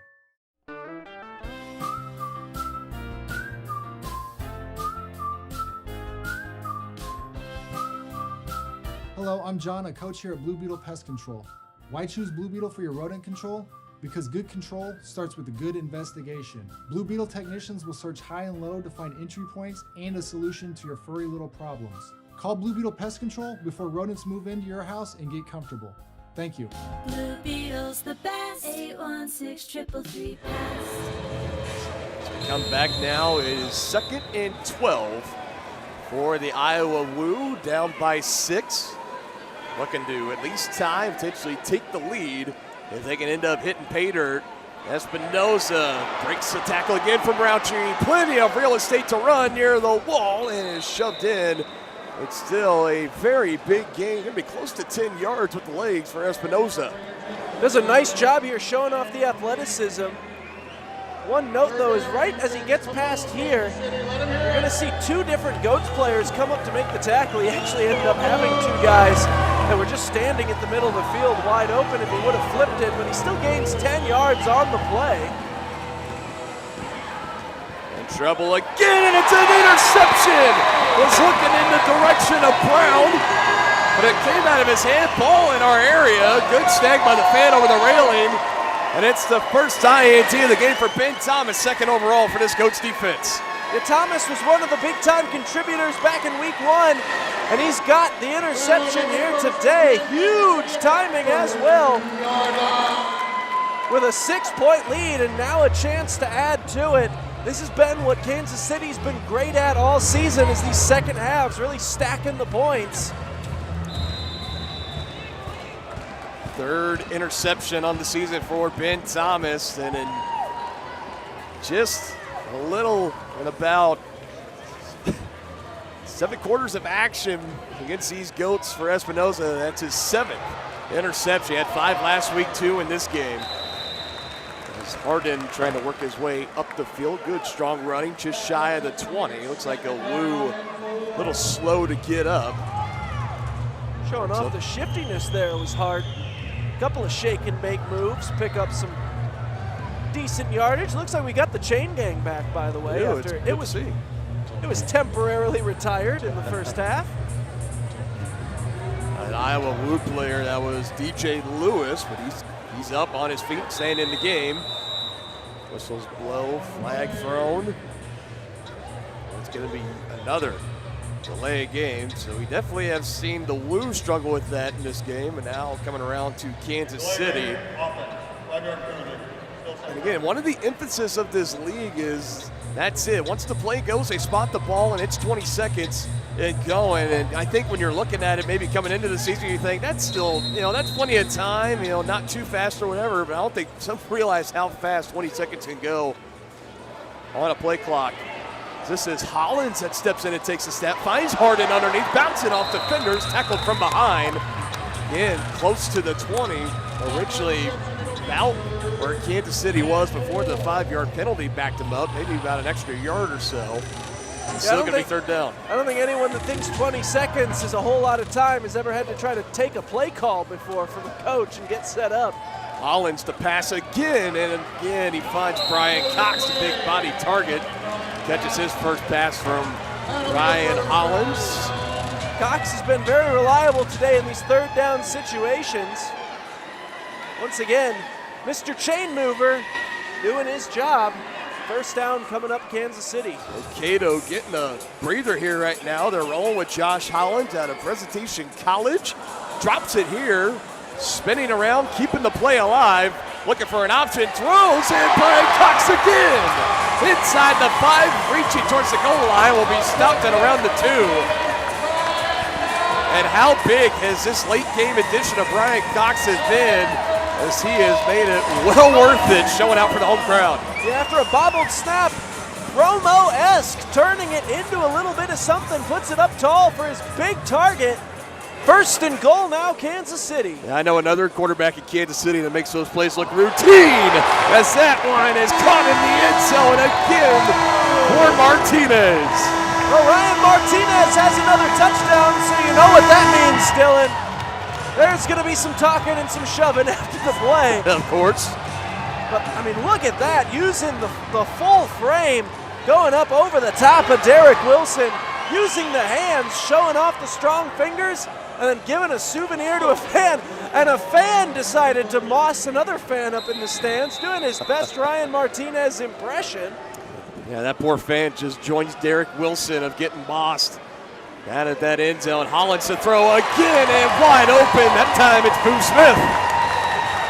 Boo Smith, his spin game a little bit stronger than Shinola's was earlier. Still not tremendous. We're not at Steve Smith levels just yet.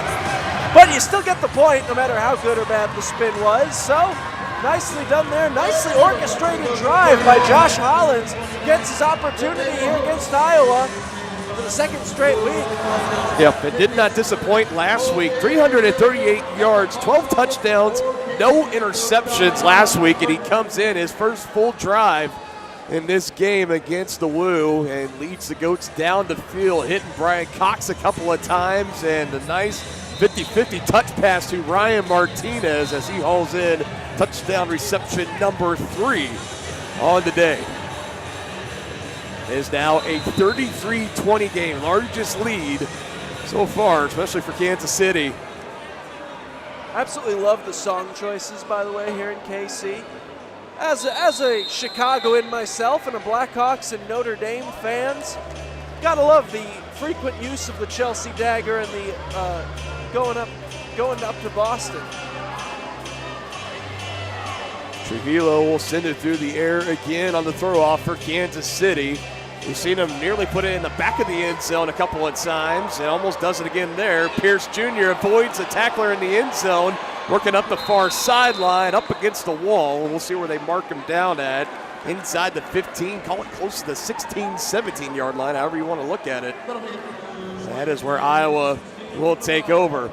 So we talked about in this game and a lot about momentum, right? How it's Iowa, after being demolished last week, you give up 91 points. You only put up 56 in the game against Kansas City. You're coming out of halftime. You have the big kickoff return. You're tied at 20, and now all of a sudden 13 unanswered from Kansas City.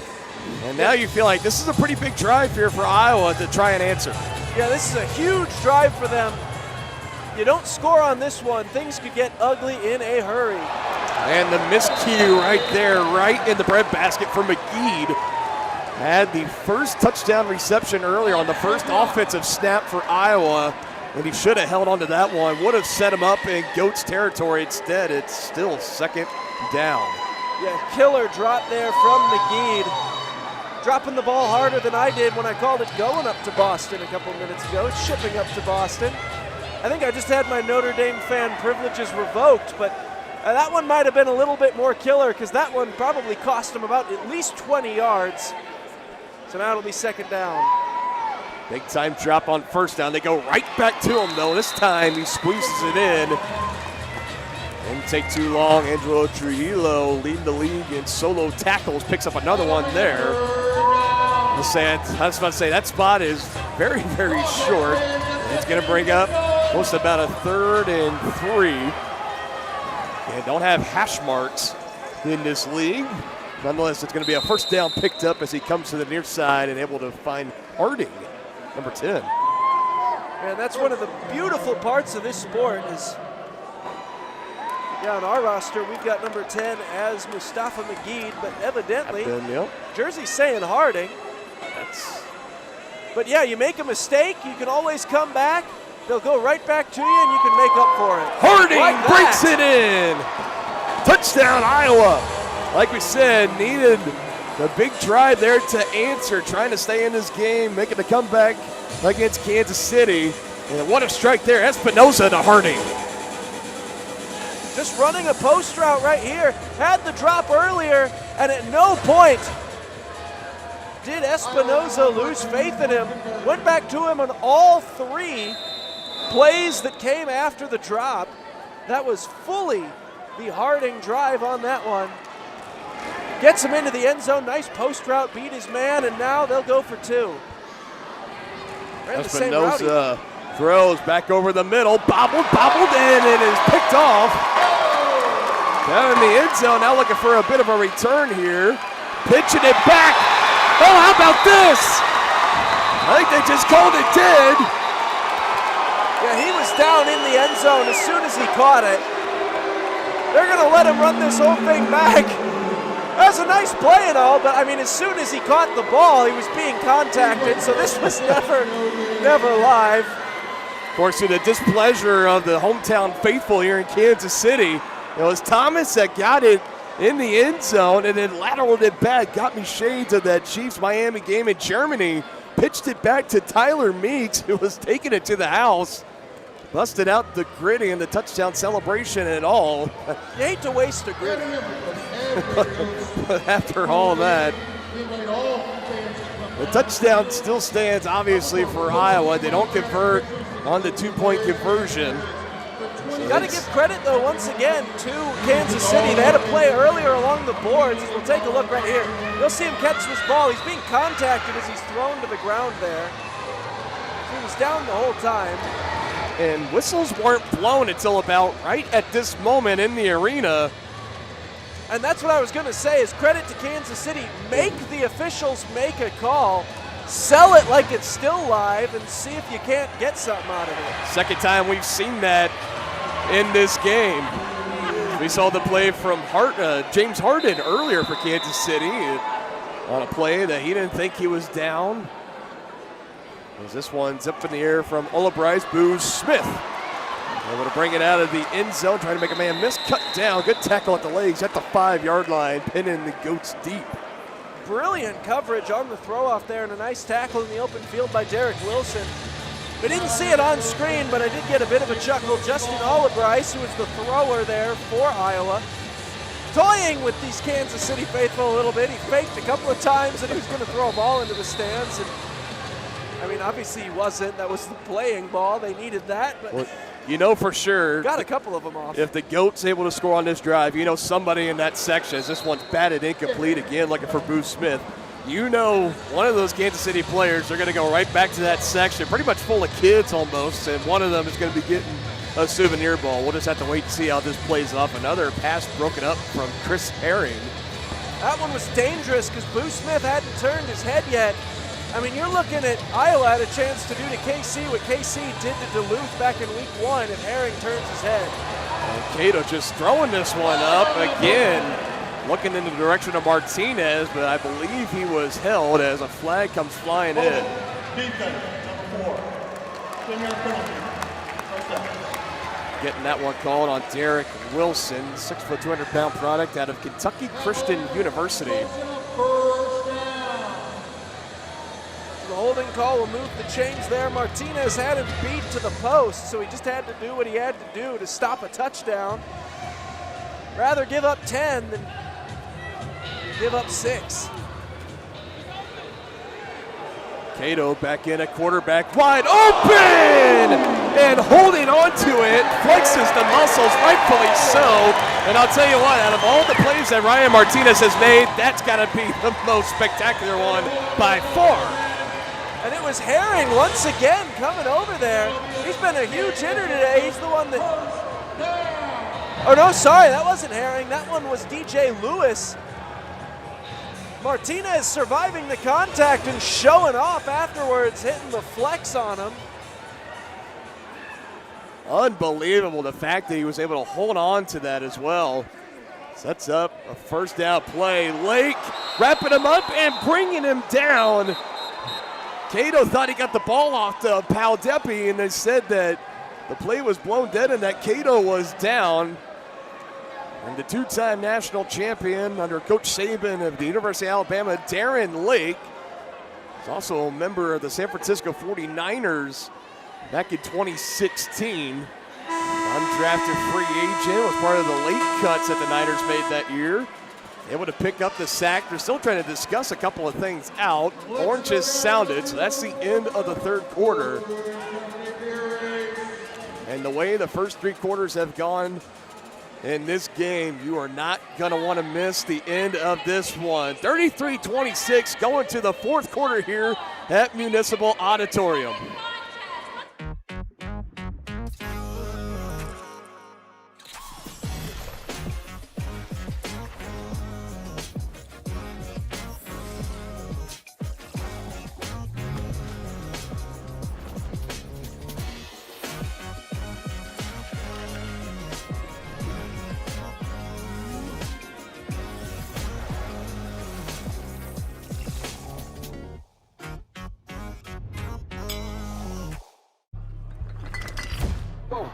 Bud Light Genie? Wishes? Hit me. Make me tall. Easy. I wish aliens were real. Be nice.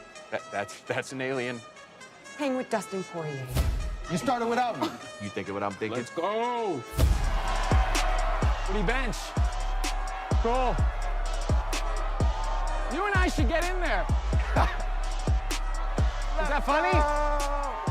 Mom! Stop! Winnie! Gross, I don't want that. Stop stealing.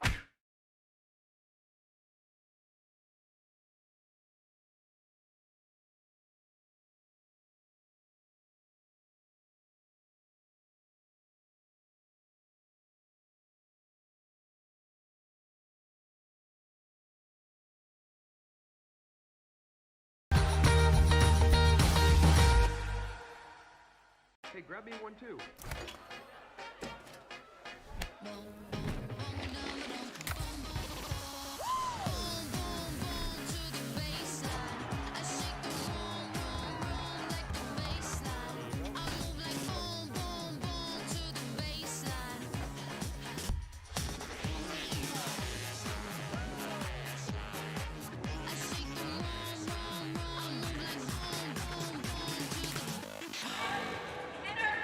Fourth quarter action just getting started here at Municipal Auditorium, downtown Kansas City, Missouri. The Goats holding on to a 33-26 lead, much closer game than it was a week ago, as the final score is that one saw Kansas City getting the victory on the road 91-56. I'd be highly impressed if we reach those numbers again here today, Aaron, but the way that this league has gone in the first 2 weeks, anything's within reach, I think, you know. Yeah, and obviously this might be some new waters here for Kansas City. Both of their previous games, game was already pretty much in hand by the time the fourth quarter started. So we'll see how they respond to a little bit of adversity here in a tight game. Blake again with pressure, just got the sack to end the third quarter, able to get it off to Boo Smith as Rakeem Cato.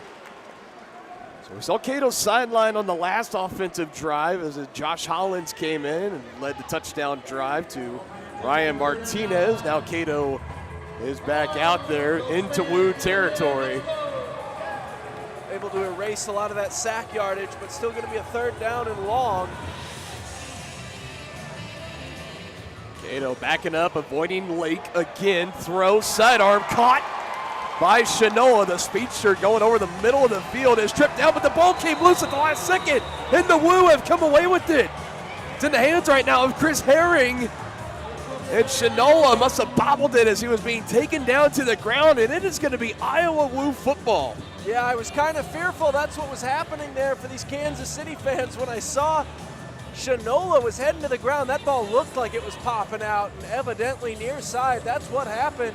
Shanola has played a great game. You hate to see that for the kid, but we'll take a look at it here on the replay. Makes the catch going across, and he just absolutely has that thing stripped out of his hands there by DJ Lewis, who had the huge hit on Martinez earlier on in this drive, and then right here comes back and just takes the ball away from Shanola, sorry.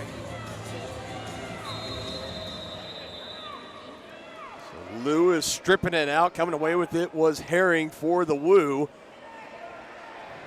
Gonna need a good drive here as this one just goes incomplete for Vincent Espinoza. And there was just absolutely nowhere to go with that football there. Great coverage by the Goats. Throws it in the direction of Oscar Scott, but there was really no hope of a completion. Best thing you could have done there is just as they did, just take the incomplete pass, play for second down. First turnover in this game for Kansas City. They pitch it back. Ola Bryce to Espinoza, who's going to take off with it. Up to the wall, contacted. Escorting him out of bounds there after a manageable game. And I think that's definitely the smarter way to go. Backed up in your own goal line, at least give Espinoza an out to try to get out of the shadow of your own end zone. And right there, picks up a nice chunk. That's Lamar Wide Robbins open lane for off the Kansas bat. City. Was able to get him out. So about 2 downs to work with to get 4 yards. And Espinoza again with the legs. First down and more with the burst of speed into the 5. And another great play with the legs here for Vincent Espinoza. And just like they did last week, using the legs to spark some momentum on offense. This has been their best offense that they've had today, has been when Espinoza has taken off and run. Basically flipped the entire field with that one. And a 1st and goal, down by just 7. Real opportunity for Iowa here. Throw to the end zone. It's intercepted. Angelo Trujillo. All the way. Touchdown, Kansas City. Trujillo makes a house call again on the year. He's becoming something of a specialist in that category. Ed Reed would be proud. Tim Brown, watching somewhere, has to be absolutely disgusted. He hates pick sixes. He was a wide receiver. As a fan gets a souvenir ball there. Huge game-flipping play by Trujillo. Just when it looked like Iowa was going to have a chance to tie this game, Trujillo, defensive play of the game. And I mean, maybe I shouldn't say that either. I mean, there have been a few today. Goal line stand earlier, but that one just feels massive. 5th interception for Trujillo, his 4th. Take it to the house on a pick 6. This one on the conversion, no good. Cato trying to find Boo Smith. That is definitely a moment in this game, Aaron. Now we sit 39-26. Goats back up by double digits over the Iowa Woo.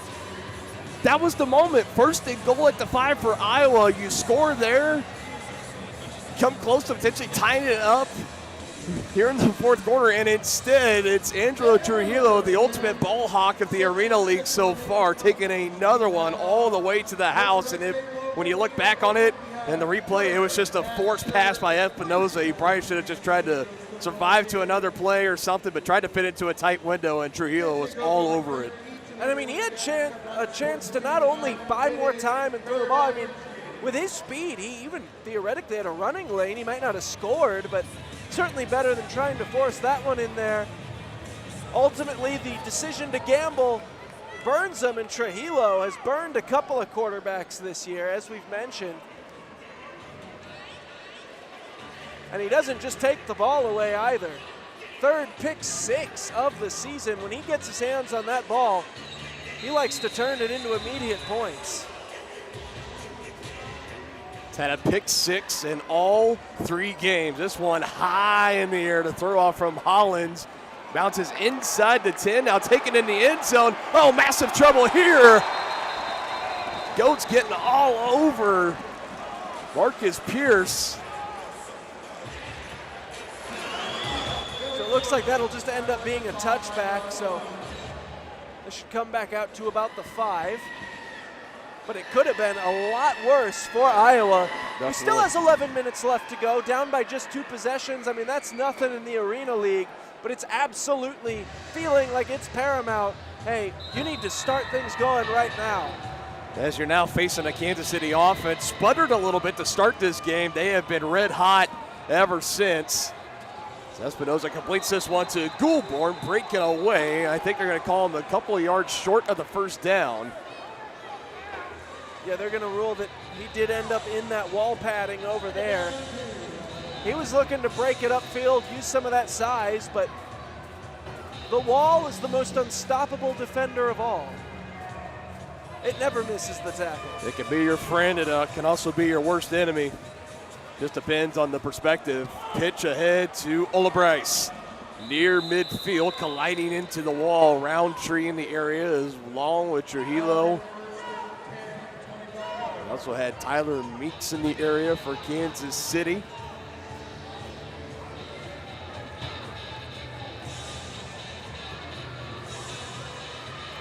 Fresh set of downs picked up here for Iowa, getting the play call. And again, Old Bryce gives it to Espinoza, throwing down the field, overthrows it, back-to-back interceptions. This time it's Boo Smith. Makes a man miss. Espinoza trips down.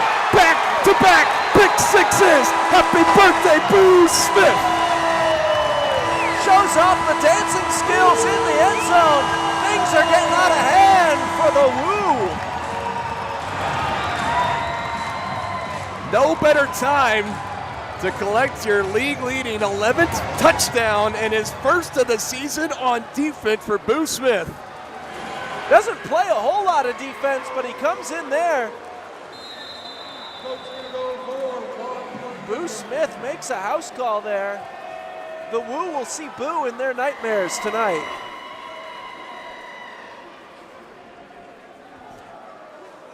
Unbelievable.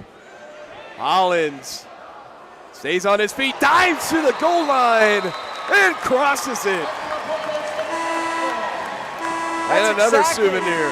What Iowa needed to avoid is now they're starting to let Kansas City get into their game, which is to really pile it on in the fourth quarter. Looking to do it once again, third straight game here today. As suddenly, it's a 20-point game just like that. And to think, I mean, it was only about 2.5 minutes ago of actual game time that we're talking about the Woo. First and goal at the Kansas City 5 and a chance to score and potentially tie. Now all of a sudden you look up at that video board, down by 20. Kansas City in the driver's seat to pick up their third straight win to start this inaugural 2024 season. And for Iowa, unfortunately, now staring down the barrel of an 0-3 start. And obviously a big part of it now is if you're Iowa, you have to understand that with 9:02 left to go in a game like the Arena League, it is not time to start forcing anything. You tried to force it on that last drive into double coverage on a deep ball. You gave up a pick six. Don't let things snowball on you here. Play your game on offense. It's not time to start gunslingering. It's not time to start forcing the issue. Play your game offensively and try to climb back into this thing. 4 interceptions in this game for Espinoza and the Woo. 2 of them returned for touchdowns. As this is taken off the bounce in the back of the end zone. Now we're going to see some pushing and shoving. Here we go. Chris Herring back there for the Woo. James Harden in there for Kansas City, among others. Flags are flying. Coaches' benches are emptied. Crowd get behind justifies maybe an ejection. On both teams. The next player to receive an unsportsmanlike will be disqualified. So they just straight up called that for both teams entirely. So now any player for either team, next one to get unsportsmanlike conduct, they will be hitting the showers a little bit earlier tonight. Both sidelines put on notice. And you just know there was some guy just sitting on the bench drinking water, looking over going, what, now hold on. Here, you got KJ McMillian down there for Iowa. He's also talking back with some of the defenders over for Kansas City. Motions running high here late in this one as the Goats have jumped out to a 20-point lead, 46-26, 8:43 to go in the fourth quarter. Roundtree trying to circle in, deflected that one, still gets to Ola Bryce. Thompson able to upend him. Oh, and here we go. That was Oscar Scott that planted one of the Kansas City Goat players into the turf.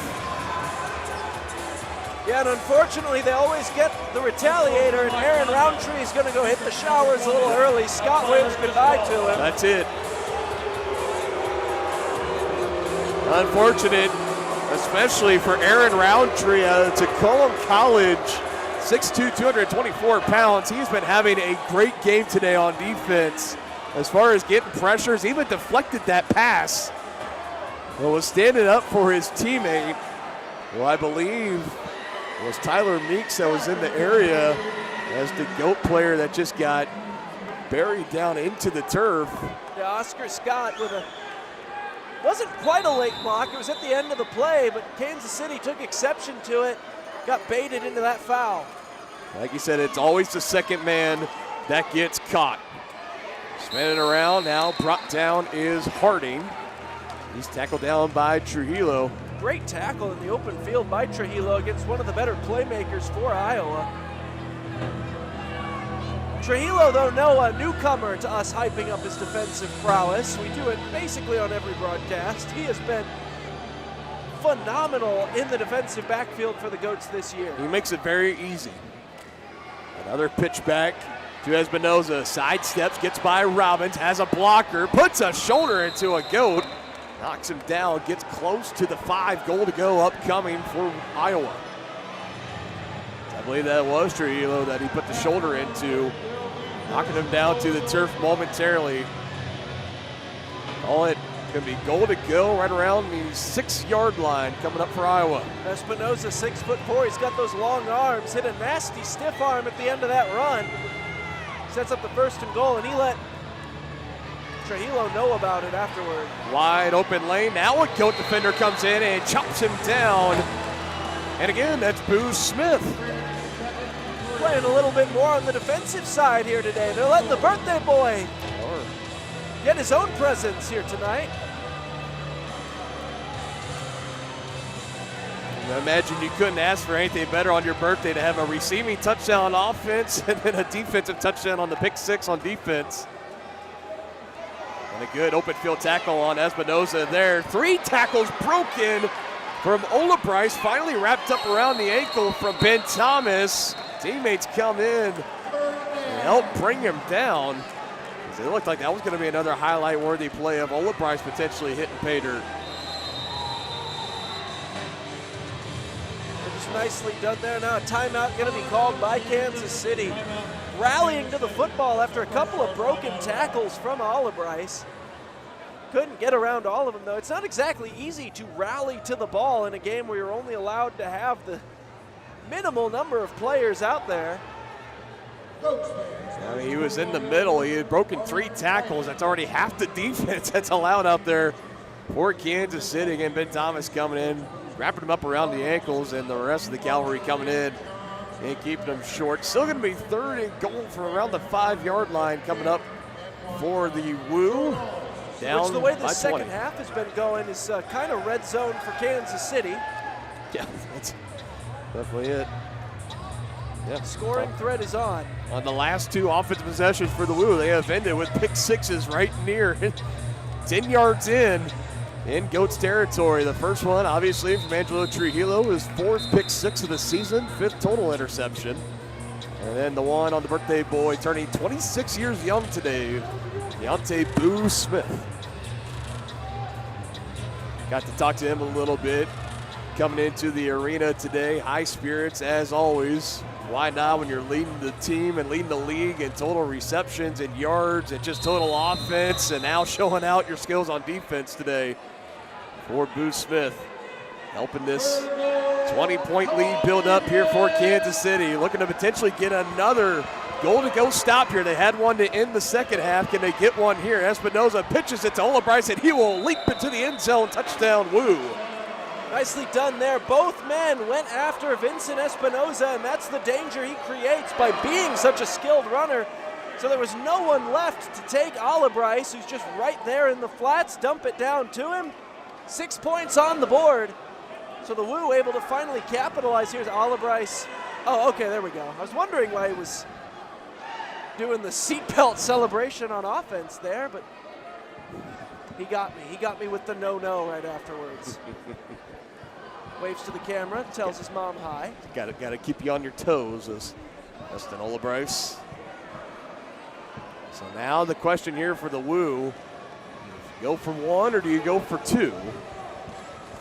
They're going to back him up, and it looks like they're going to go for that 2-point try at the 10-yard line. Turn it into a 12-point game. open up some opportunities for you to maybe win it by just making one conversion. So I like the And idea. the Goats are shorthanded. There's only 5 of them out there on defense. Espinoza throws it, and another interception. Not going to the house this time around, even shorthanded. This Kansas City secondary just finds a way to keep those sticky fingers on the football in the first of the season for Kyvon Smith, who made his Arena League debut tonight. And you're going to see a lot of green grass there, right in front of Espinoza. I'm not sure why he didn't take off and run with a shorthanded Goats defense. He was pitched back the ball. He was run eligible. Confused there by the decision to throw it all the way across the field like that, but regardless, they still got the touchdown, so it is back to a 14-point game. Woo, right back in this thing, but they're going to need their defense to step up. So we've seen the receiving touchdown, and we've seen a pick 6 from Boo Smith. He will be back deep to receive this throw-off from Iowa. And that would just complete the ultimate hat trick on the eve of his 26th birthday for the former Mizzou Tiger. It's interesting, too, because now you're also starting to get to that point in the game for this Woo defense. You got to come out, got to get a stop here. Can't allow any more points. If you get the ball back, then you can score, and then you start to get to that point of maybe do you go for that 4th and 15 play instead of an onside kick. Go for it on 4th and 15, trying to keep the ball on your side. Maybe a little bit too early to do that right now, down by 14, but this is almost the ball game right here if you're the Woo, I would think, against a high-powered Kansas City offense that has not been slowed down very recently, especially here in this second half. And if they can extend their lead to 20-plus here, that could be all she wrote. Wrap up the 3rd straight win this season for Kansas City. Officials still talking some things over. Now they're signaling over to Coach Zimmerman, the head coach for Iowa. Trying to talk some things over. Not entirely sure what this is about. Ola Bryce is ready in the end zone to throw it deep to Boo Smith.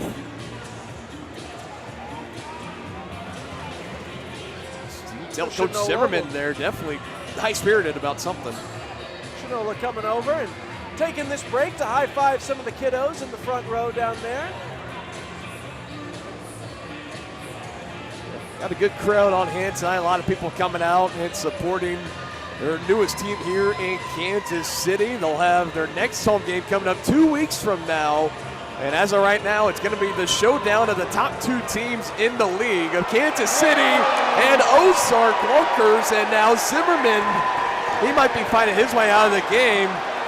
First the flag and then a straight tennis ball being thrown down. Not entirely sure.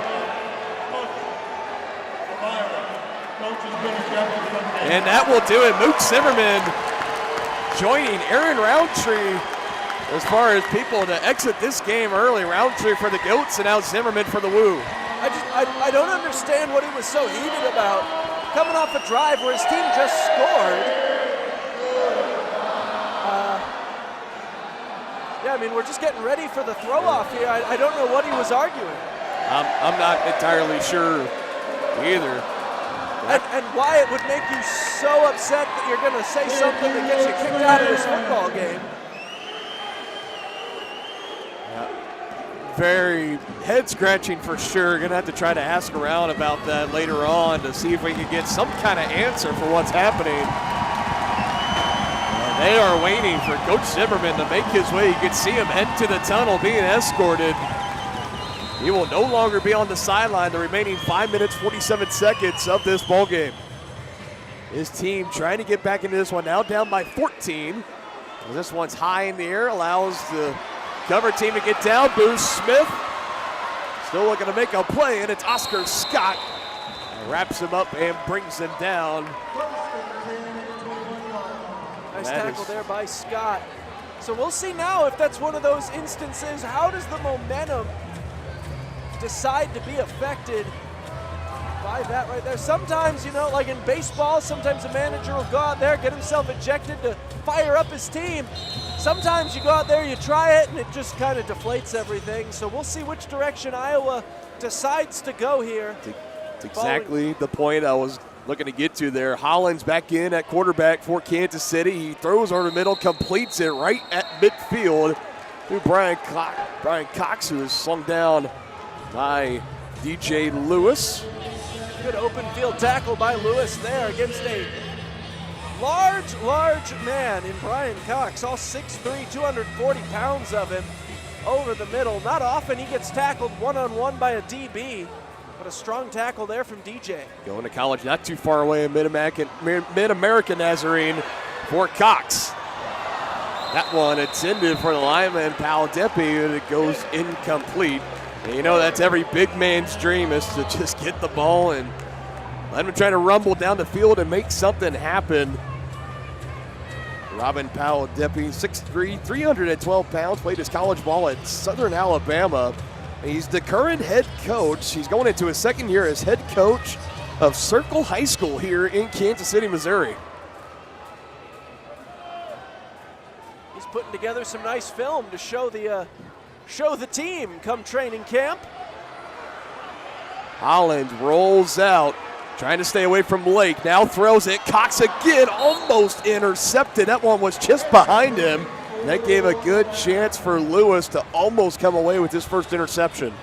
And so this is exactly what Iowa needed here, as that clock keeps on ticking. Down by 2 scores, you got them to a 4th down now. Your defense has done well through 3 plays. If you're the Woo, you absolutely need a stop on this play. 4th down and 5. Kansas City trying to keep the drive alive. Hollins throws, incomplete, closing in at the last second. Chris Herring. And there you go. The Woo defense goes out and gets the stop that they were looking for. And the second drive of the game for Josh Hollins, not ending in a touchdown, instead with a turnover on downs. Yeah, that was just a brilliant play by Herring, as you mentioned, coming in and timing it beautifully and not getting there too early and drawing the flag. You certainly don't want to give him a free first down in a situation like that. That was maybe the best defensive play we've seen today for Iowa, and that's going to give them a chance here with 3:11 left to go. Get to Espinosa, takes a shot right away, in and out of the hands, and incomplete. It was bobbled, and it would have been a touchdown, no doubt, if Miles Goulbourg just holds on to it. Used his hands for a little bit of hand fighting down the field. Sometimes, though, you try to do too much as a receiver, you distract yourself, unable to focus in on the football, because he was focused on getting a little bit of last-second separation and just let that one hit the turf. As Tyler Meeks in coverage for Kansas City. Boo Smith, another interception. Trying to take it back to the house again. Avoids the tackler. Touchdown, Kansas City. Unreal. On defense here today, they let Boo Smith finally get some defensive playing time. And Boo has 2 against the Woo here today. A pick 6 that might have just ended this thing. I got Dr. Seuss in the booth with me. That was incredible. Unbelievable. Good fishing on the return. On his birthday, making his presence known. Unbelievable. Coming into this game, Boo Smith had very minimal snaps of, but I mean that, less than 10 on this season for Kansas City, and he already his second pick 6. Unbelievable, and again, opportunity thrown away by Iowa. Back to a 20-point lead, 52-32. Boo Smith getting all the celebration on his birthday.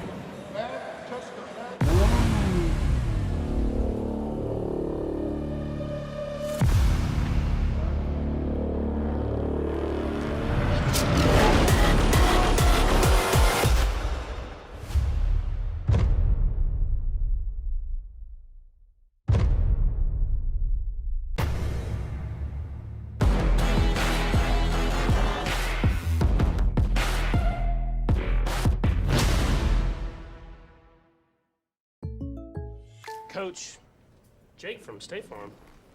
Well, Patrick, it's official. You saved with home and auto insurance. You're the league's most valuable bundler. MVB? Me? He's surprised. Man, I just did not see this coming. This is truly unexpected. I'm gonna start locking this place up. Hey, you done?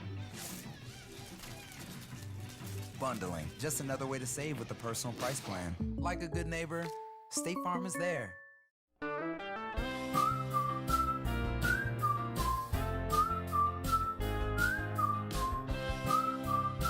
Hello, I'm John, a coach here at Blue Beetle Pest Control.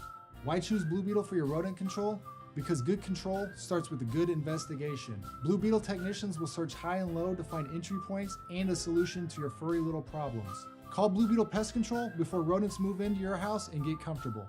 Thank you. Blue Beetle's the best. 816-333 pest.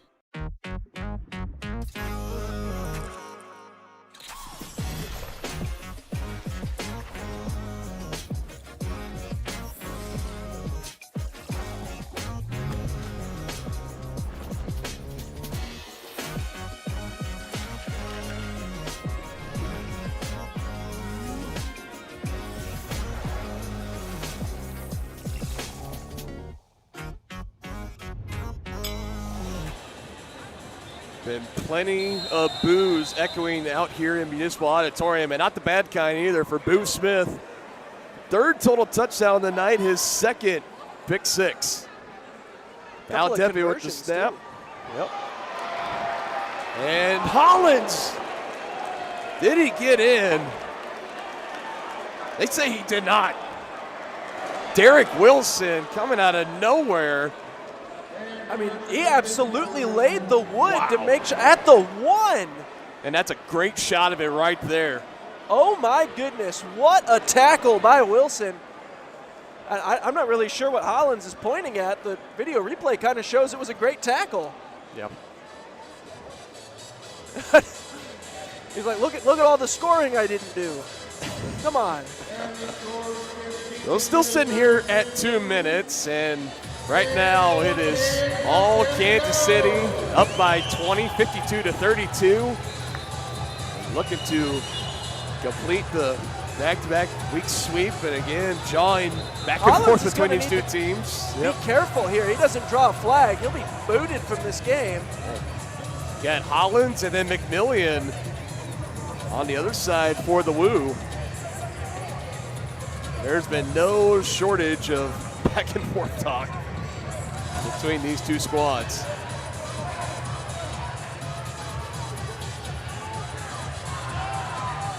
And Hollins will go back, ready to throw it deep. Yeah, Marcus Pierce in the end zone, ready to return it. They would love for him to find a way to replicate that house call he had to start this second half right now for the former Tennessee Volunteer. It is up in the air. Drifts back into the end zone, basket catch, and brings it out. Makes a couple of moves, has a couple of blocks, gets up the sideline, and past midfield is brought down before crossing the 20. Yeah, just across midfield. Another great return there by Pierce. And so the Woo down by 21 with 1:53. I mean, now you're really getting into some do you believe in miracles territory here, but I mean, with, as you said, that 4th and 15 option, I suppose you're never technically mathematically eliminated until there's zeros on that clock. There's been a lot of crazy things to unfold in the first 2 weeks here in the Arena League. And if the Woo were able to pull it off, undoubtedly it's going to be the largest comeback in the short league history right now. Good play here from Espinoza. Stiff arm falls into the end zone. And it's because of plays like that continue to keep them in it. It's good for about 23 yards with the legs for Espinoza. Yeah, and right here is why the crowd is upset. They thought there was a holding right here on Goulburn downfield. But ultimately they rule it a touchdown. Nicely done there by Espinoza with his legs. And they'll go for 2.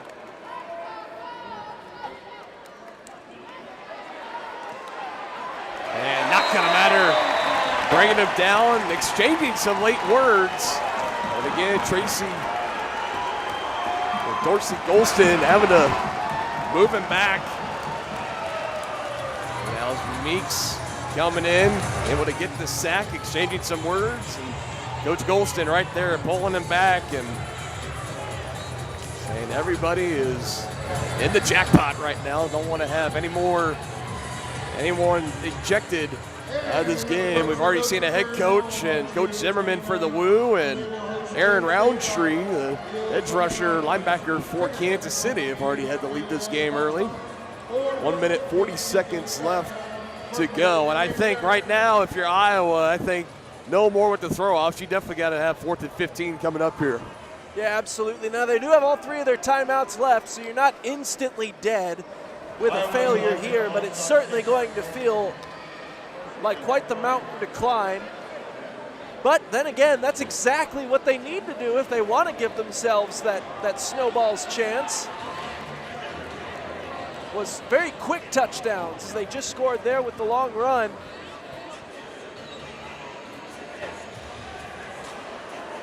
As you called it, they'll go for it here for a 4th and 15. They'll need to reach their own 20-yard line here. Otherwise, it'll be KC football. Olabarts looks like he's going to take the snap, pitches it back to Espinoza.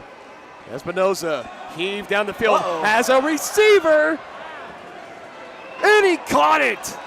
Coming back for it is Harding. Looked like it was underthrown, but somehow able to put the brakes on and bring it in. And again, Snowball's chance gets a little bit bigger here off that big completion. Absolutely, man. I mean, that could have been a touchdown, too, if the throw had just been a little bit further. Dancing around, Espinoza having to get rid of it, planted on the turf. Right at the midfield logo that time. Pressure getting to him from Kyvon Smith. Having a great game here today. Obviously into the 2-minute rules as well. Clock will now stop on those incompletions. Wasn't earlier for those of you that were keeping track of that. That's why, under 2 minutes to go.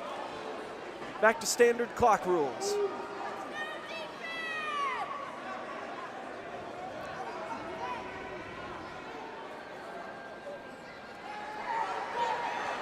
Espinoza, pressure again, twirling around, staying right on top of him, and another interception. It's the hat trick for Boo Smith, who breaks a tackle up the sideline.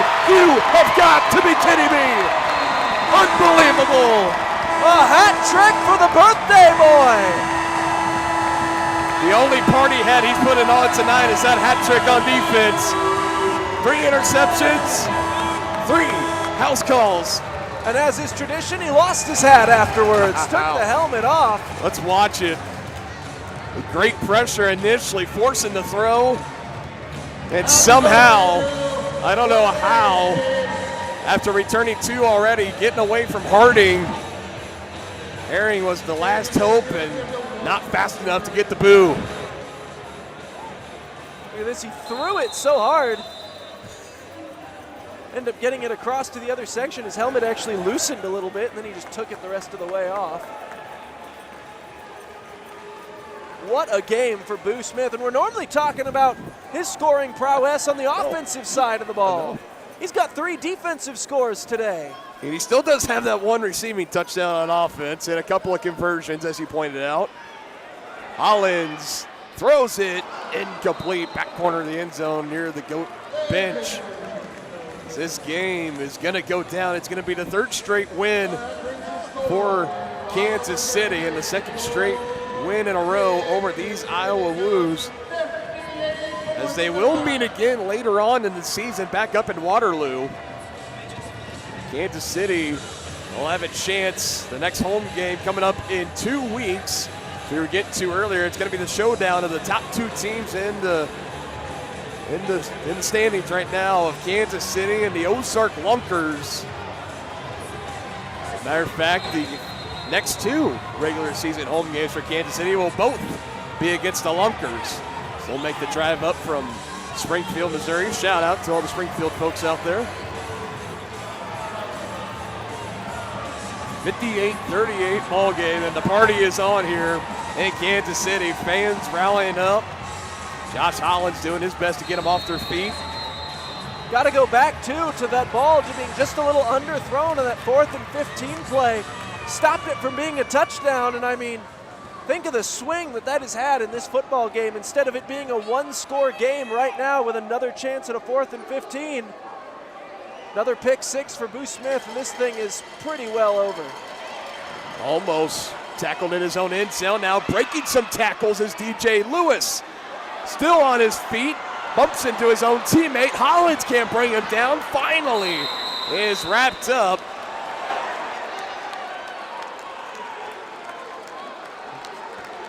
And some extracurriculars after the play as well. That took a lot of time off the clock as well. Now stopped at 33.6 seconds. It looked like Lewis thought he was going to just be running forever. It was eventually brought down just past the 20, calling around the 22, 23-yard line. Bounced into his own man Lake on the return as well. Had to knock him out of the way at one point. Play clock now running. They're still in that huddle trying to get the personnel on the field. Harding just getting his helmet on. Now he straps it up. Under 10 now on the play clock. You're pretty much to a point now every single throw needs to be into the end zone. And it's going to be Ola Bryce that's going to let it fly here. No pressure yet from the Goats. It's a beeline. Oh, and what a play by Goulbourne. Clock running, though. Just shedding the tackle there. Again, I believe that was Tyler Meeks. Just ricochets off of him like a bug on a windshield. How many pinball points is that worth? Ola Bryce again. Play's got to go to the end zone. It's tied up tightly, and that will do it. And he was short as well. Your final score, Kansas City 58, Iowa 38. Huge win here for Kansas City as they get to 3-0 on the season. Back-to-back wins against Iowa. It's going to look great on the standing sheet when people go back and look at this score. But anyone that watched this game has to feel like Iowa took a huge step in the right direction. Game was a lot closer down to the wire, and I think the final score is going to indicate. And these two teams are still going to see each other a couple more times before this thing's all said and done. Yeah, between one more meeting in Waterloo and then potential postseason. A good game nonetheless, but Kansas City wins their 3rd in a row to remain unbeaten on the season. Whoa. Bud Light Genie? Wishes? Hit me. Make me tall. Easy. I wish aliens were real. Be nice. That's an alien. Hang with Dustin Poirier. You started without me. You thinking what I'm thinking? Let's go. What do you bench? Cool. You and I should get in there. Is that funny? Mom! Stop! Winnie! Gross, I don't want that. Stop stealing.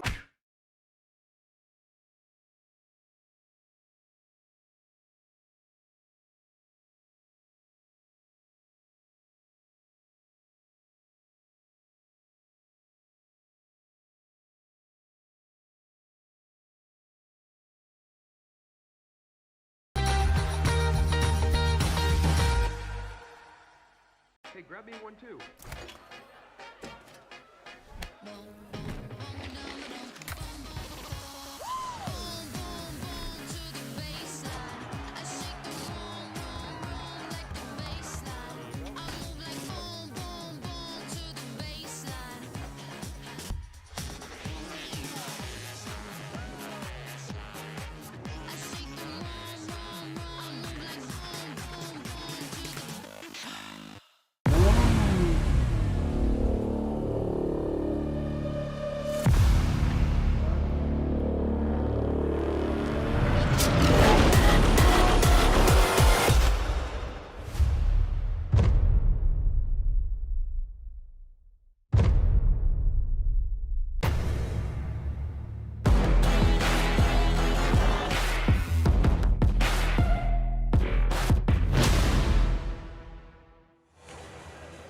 For one final time, welcome back to Municipal Auditorium, downtown Kansas City. Final score tonight, the Goats 58 and the Woo 38. Kansas City remaining perfect on the season, 3-0. And, man, there's a lot of things that we could talk about here in this postgame show, but we got to start, of course, with the birthday boy, Booth Smith. 1 receiving touchdown, which is pretty up to par for him, but 3 interceptions and 3 house calls on defense? Unbelievable. I can only imagine there was some conversation where he went up to coach, but in the middle of the week and said, hey, I'm making a strong MVP case here, but there's so many two-way players in the league. I need some defensive impact coming up. Man, they put him out there at safety here today. Absolutely cruising. 3 pick sixes. Insane performance once again from Smith. Yeah, it was unbelievable by far. The game started off big. It was a strike from Ola Bryce. Hit Harding down the field. He also had the big kickoff return or the throw-off return from Pierce Jr. to start this second half. This was the and 1 touchdown for the Goats to Ryan Martinez. He had a couple. Yep, 3 total receiving on today. Espinosa finding Pierce again there. This was a back-and-forth game for pretty much the vast majority of the night's one-handed snag. Probably, arguably, was looking like going to be the play of the game as he had a handful of great catches. Another one right there as the Goats enjoyed having him back out there. Trujillo again doing what he does on defense. One of the standouts in the secondary, not only in Kansas City, but in the Arena League. That might have been the play of the game, too, when it was still just a 6-point game. Really flipped this thing going the other way. And then, of course, this is where it all began for Boo Smith, who scored 3 touchdowns in the fourth quarter, all on pick sixes. Yep, here's another one right there, taking it all the way.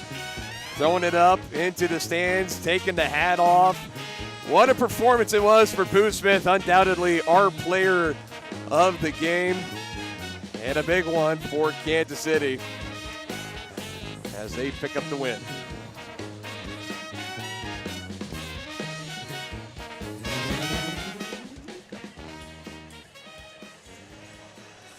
Yeah, go ahead.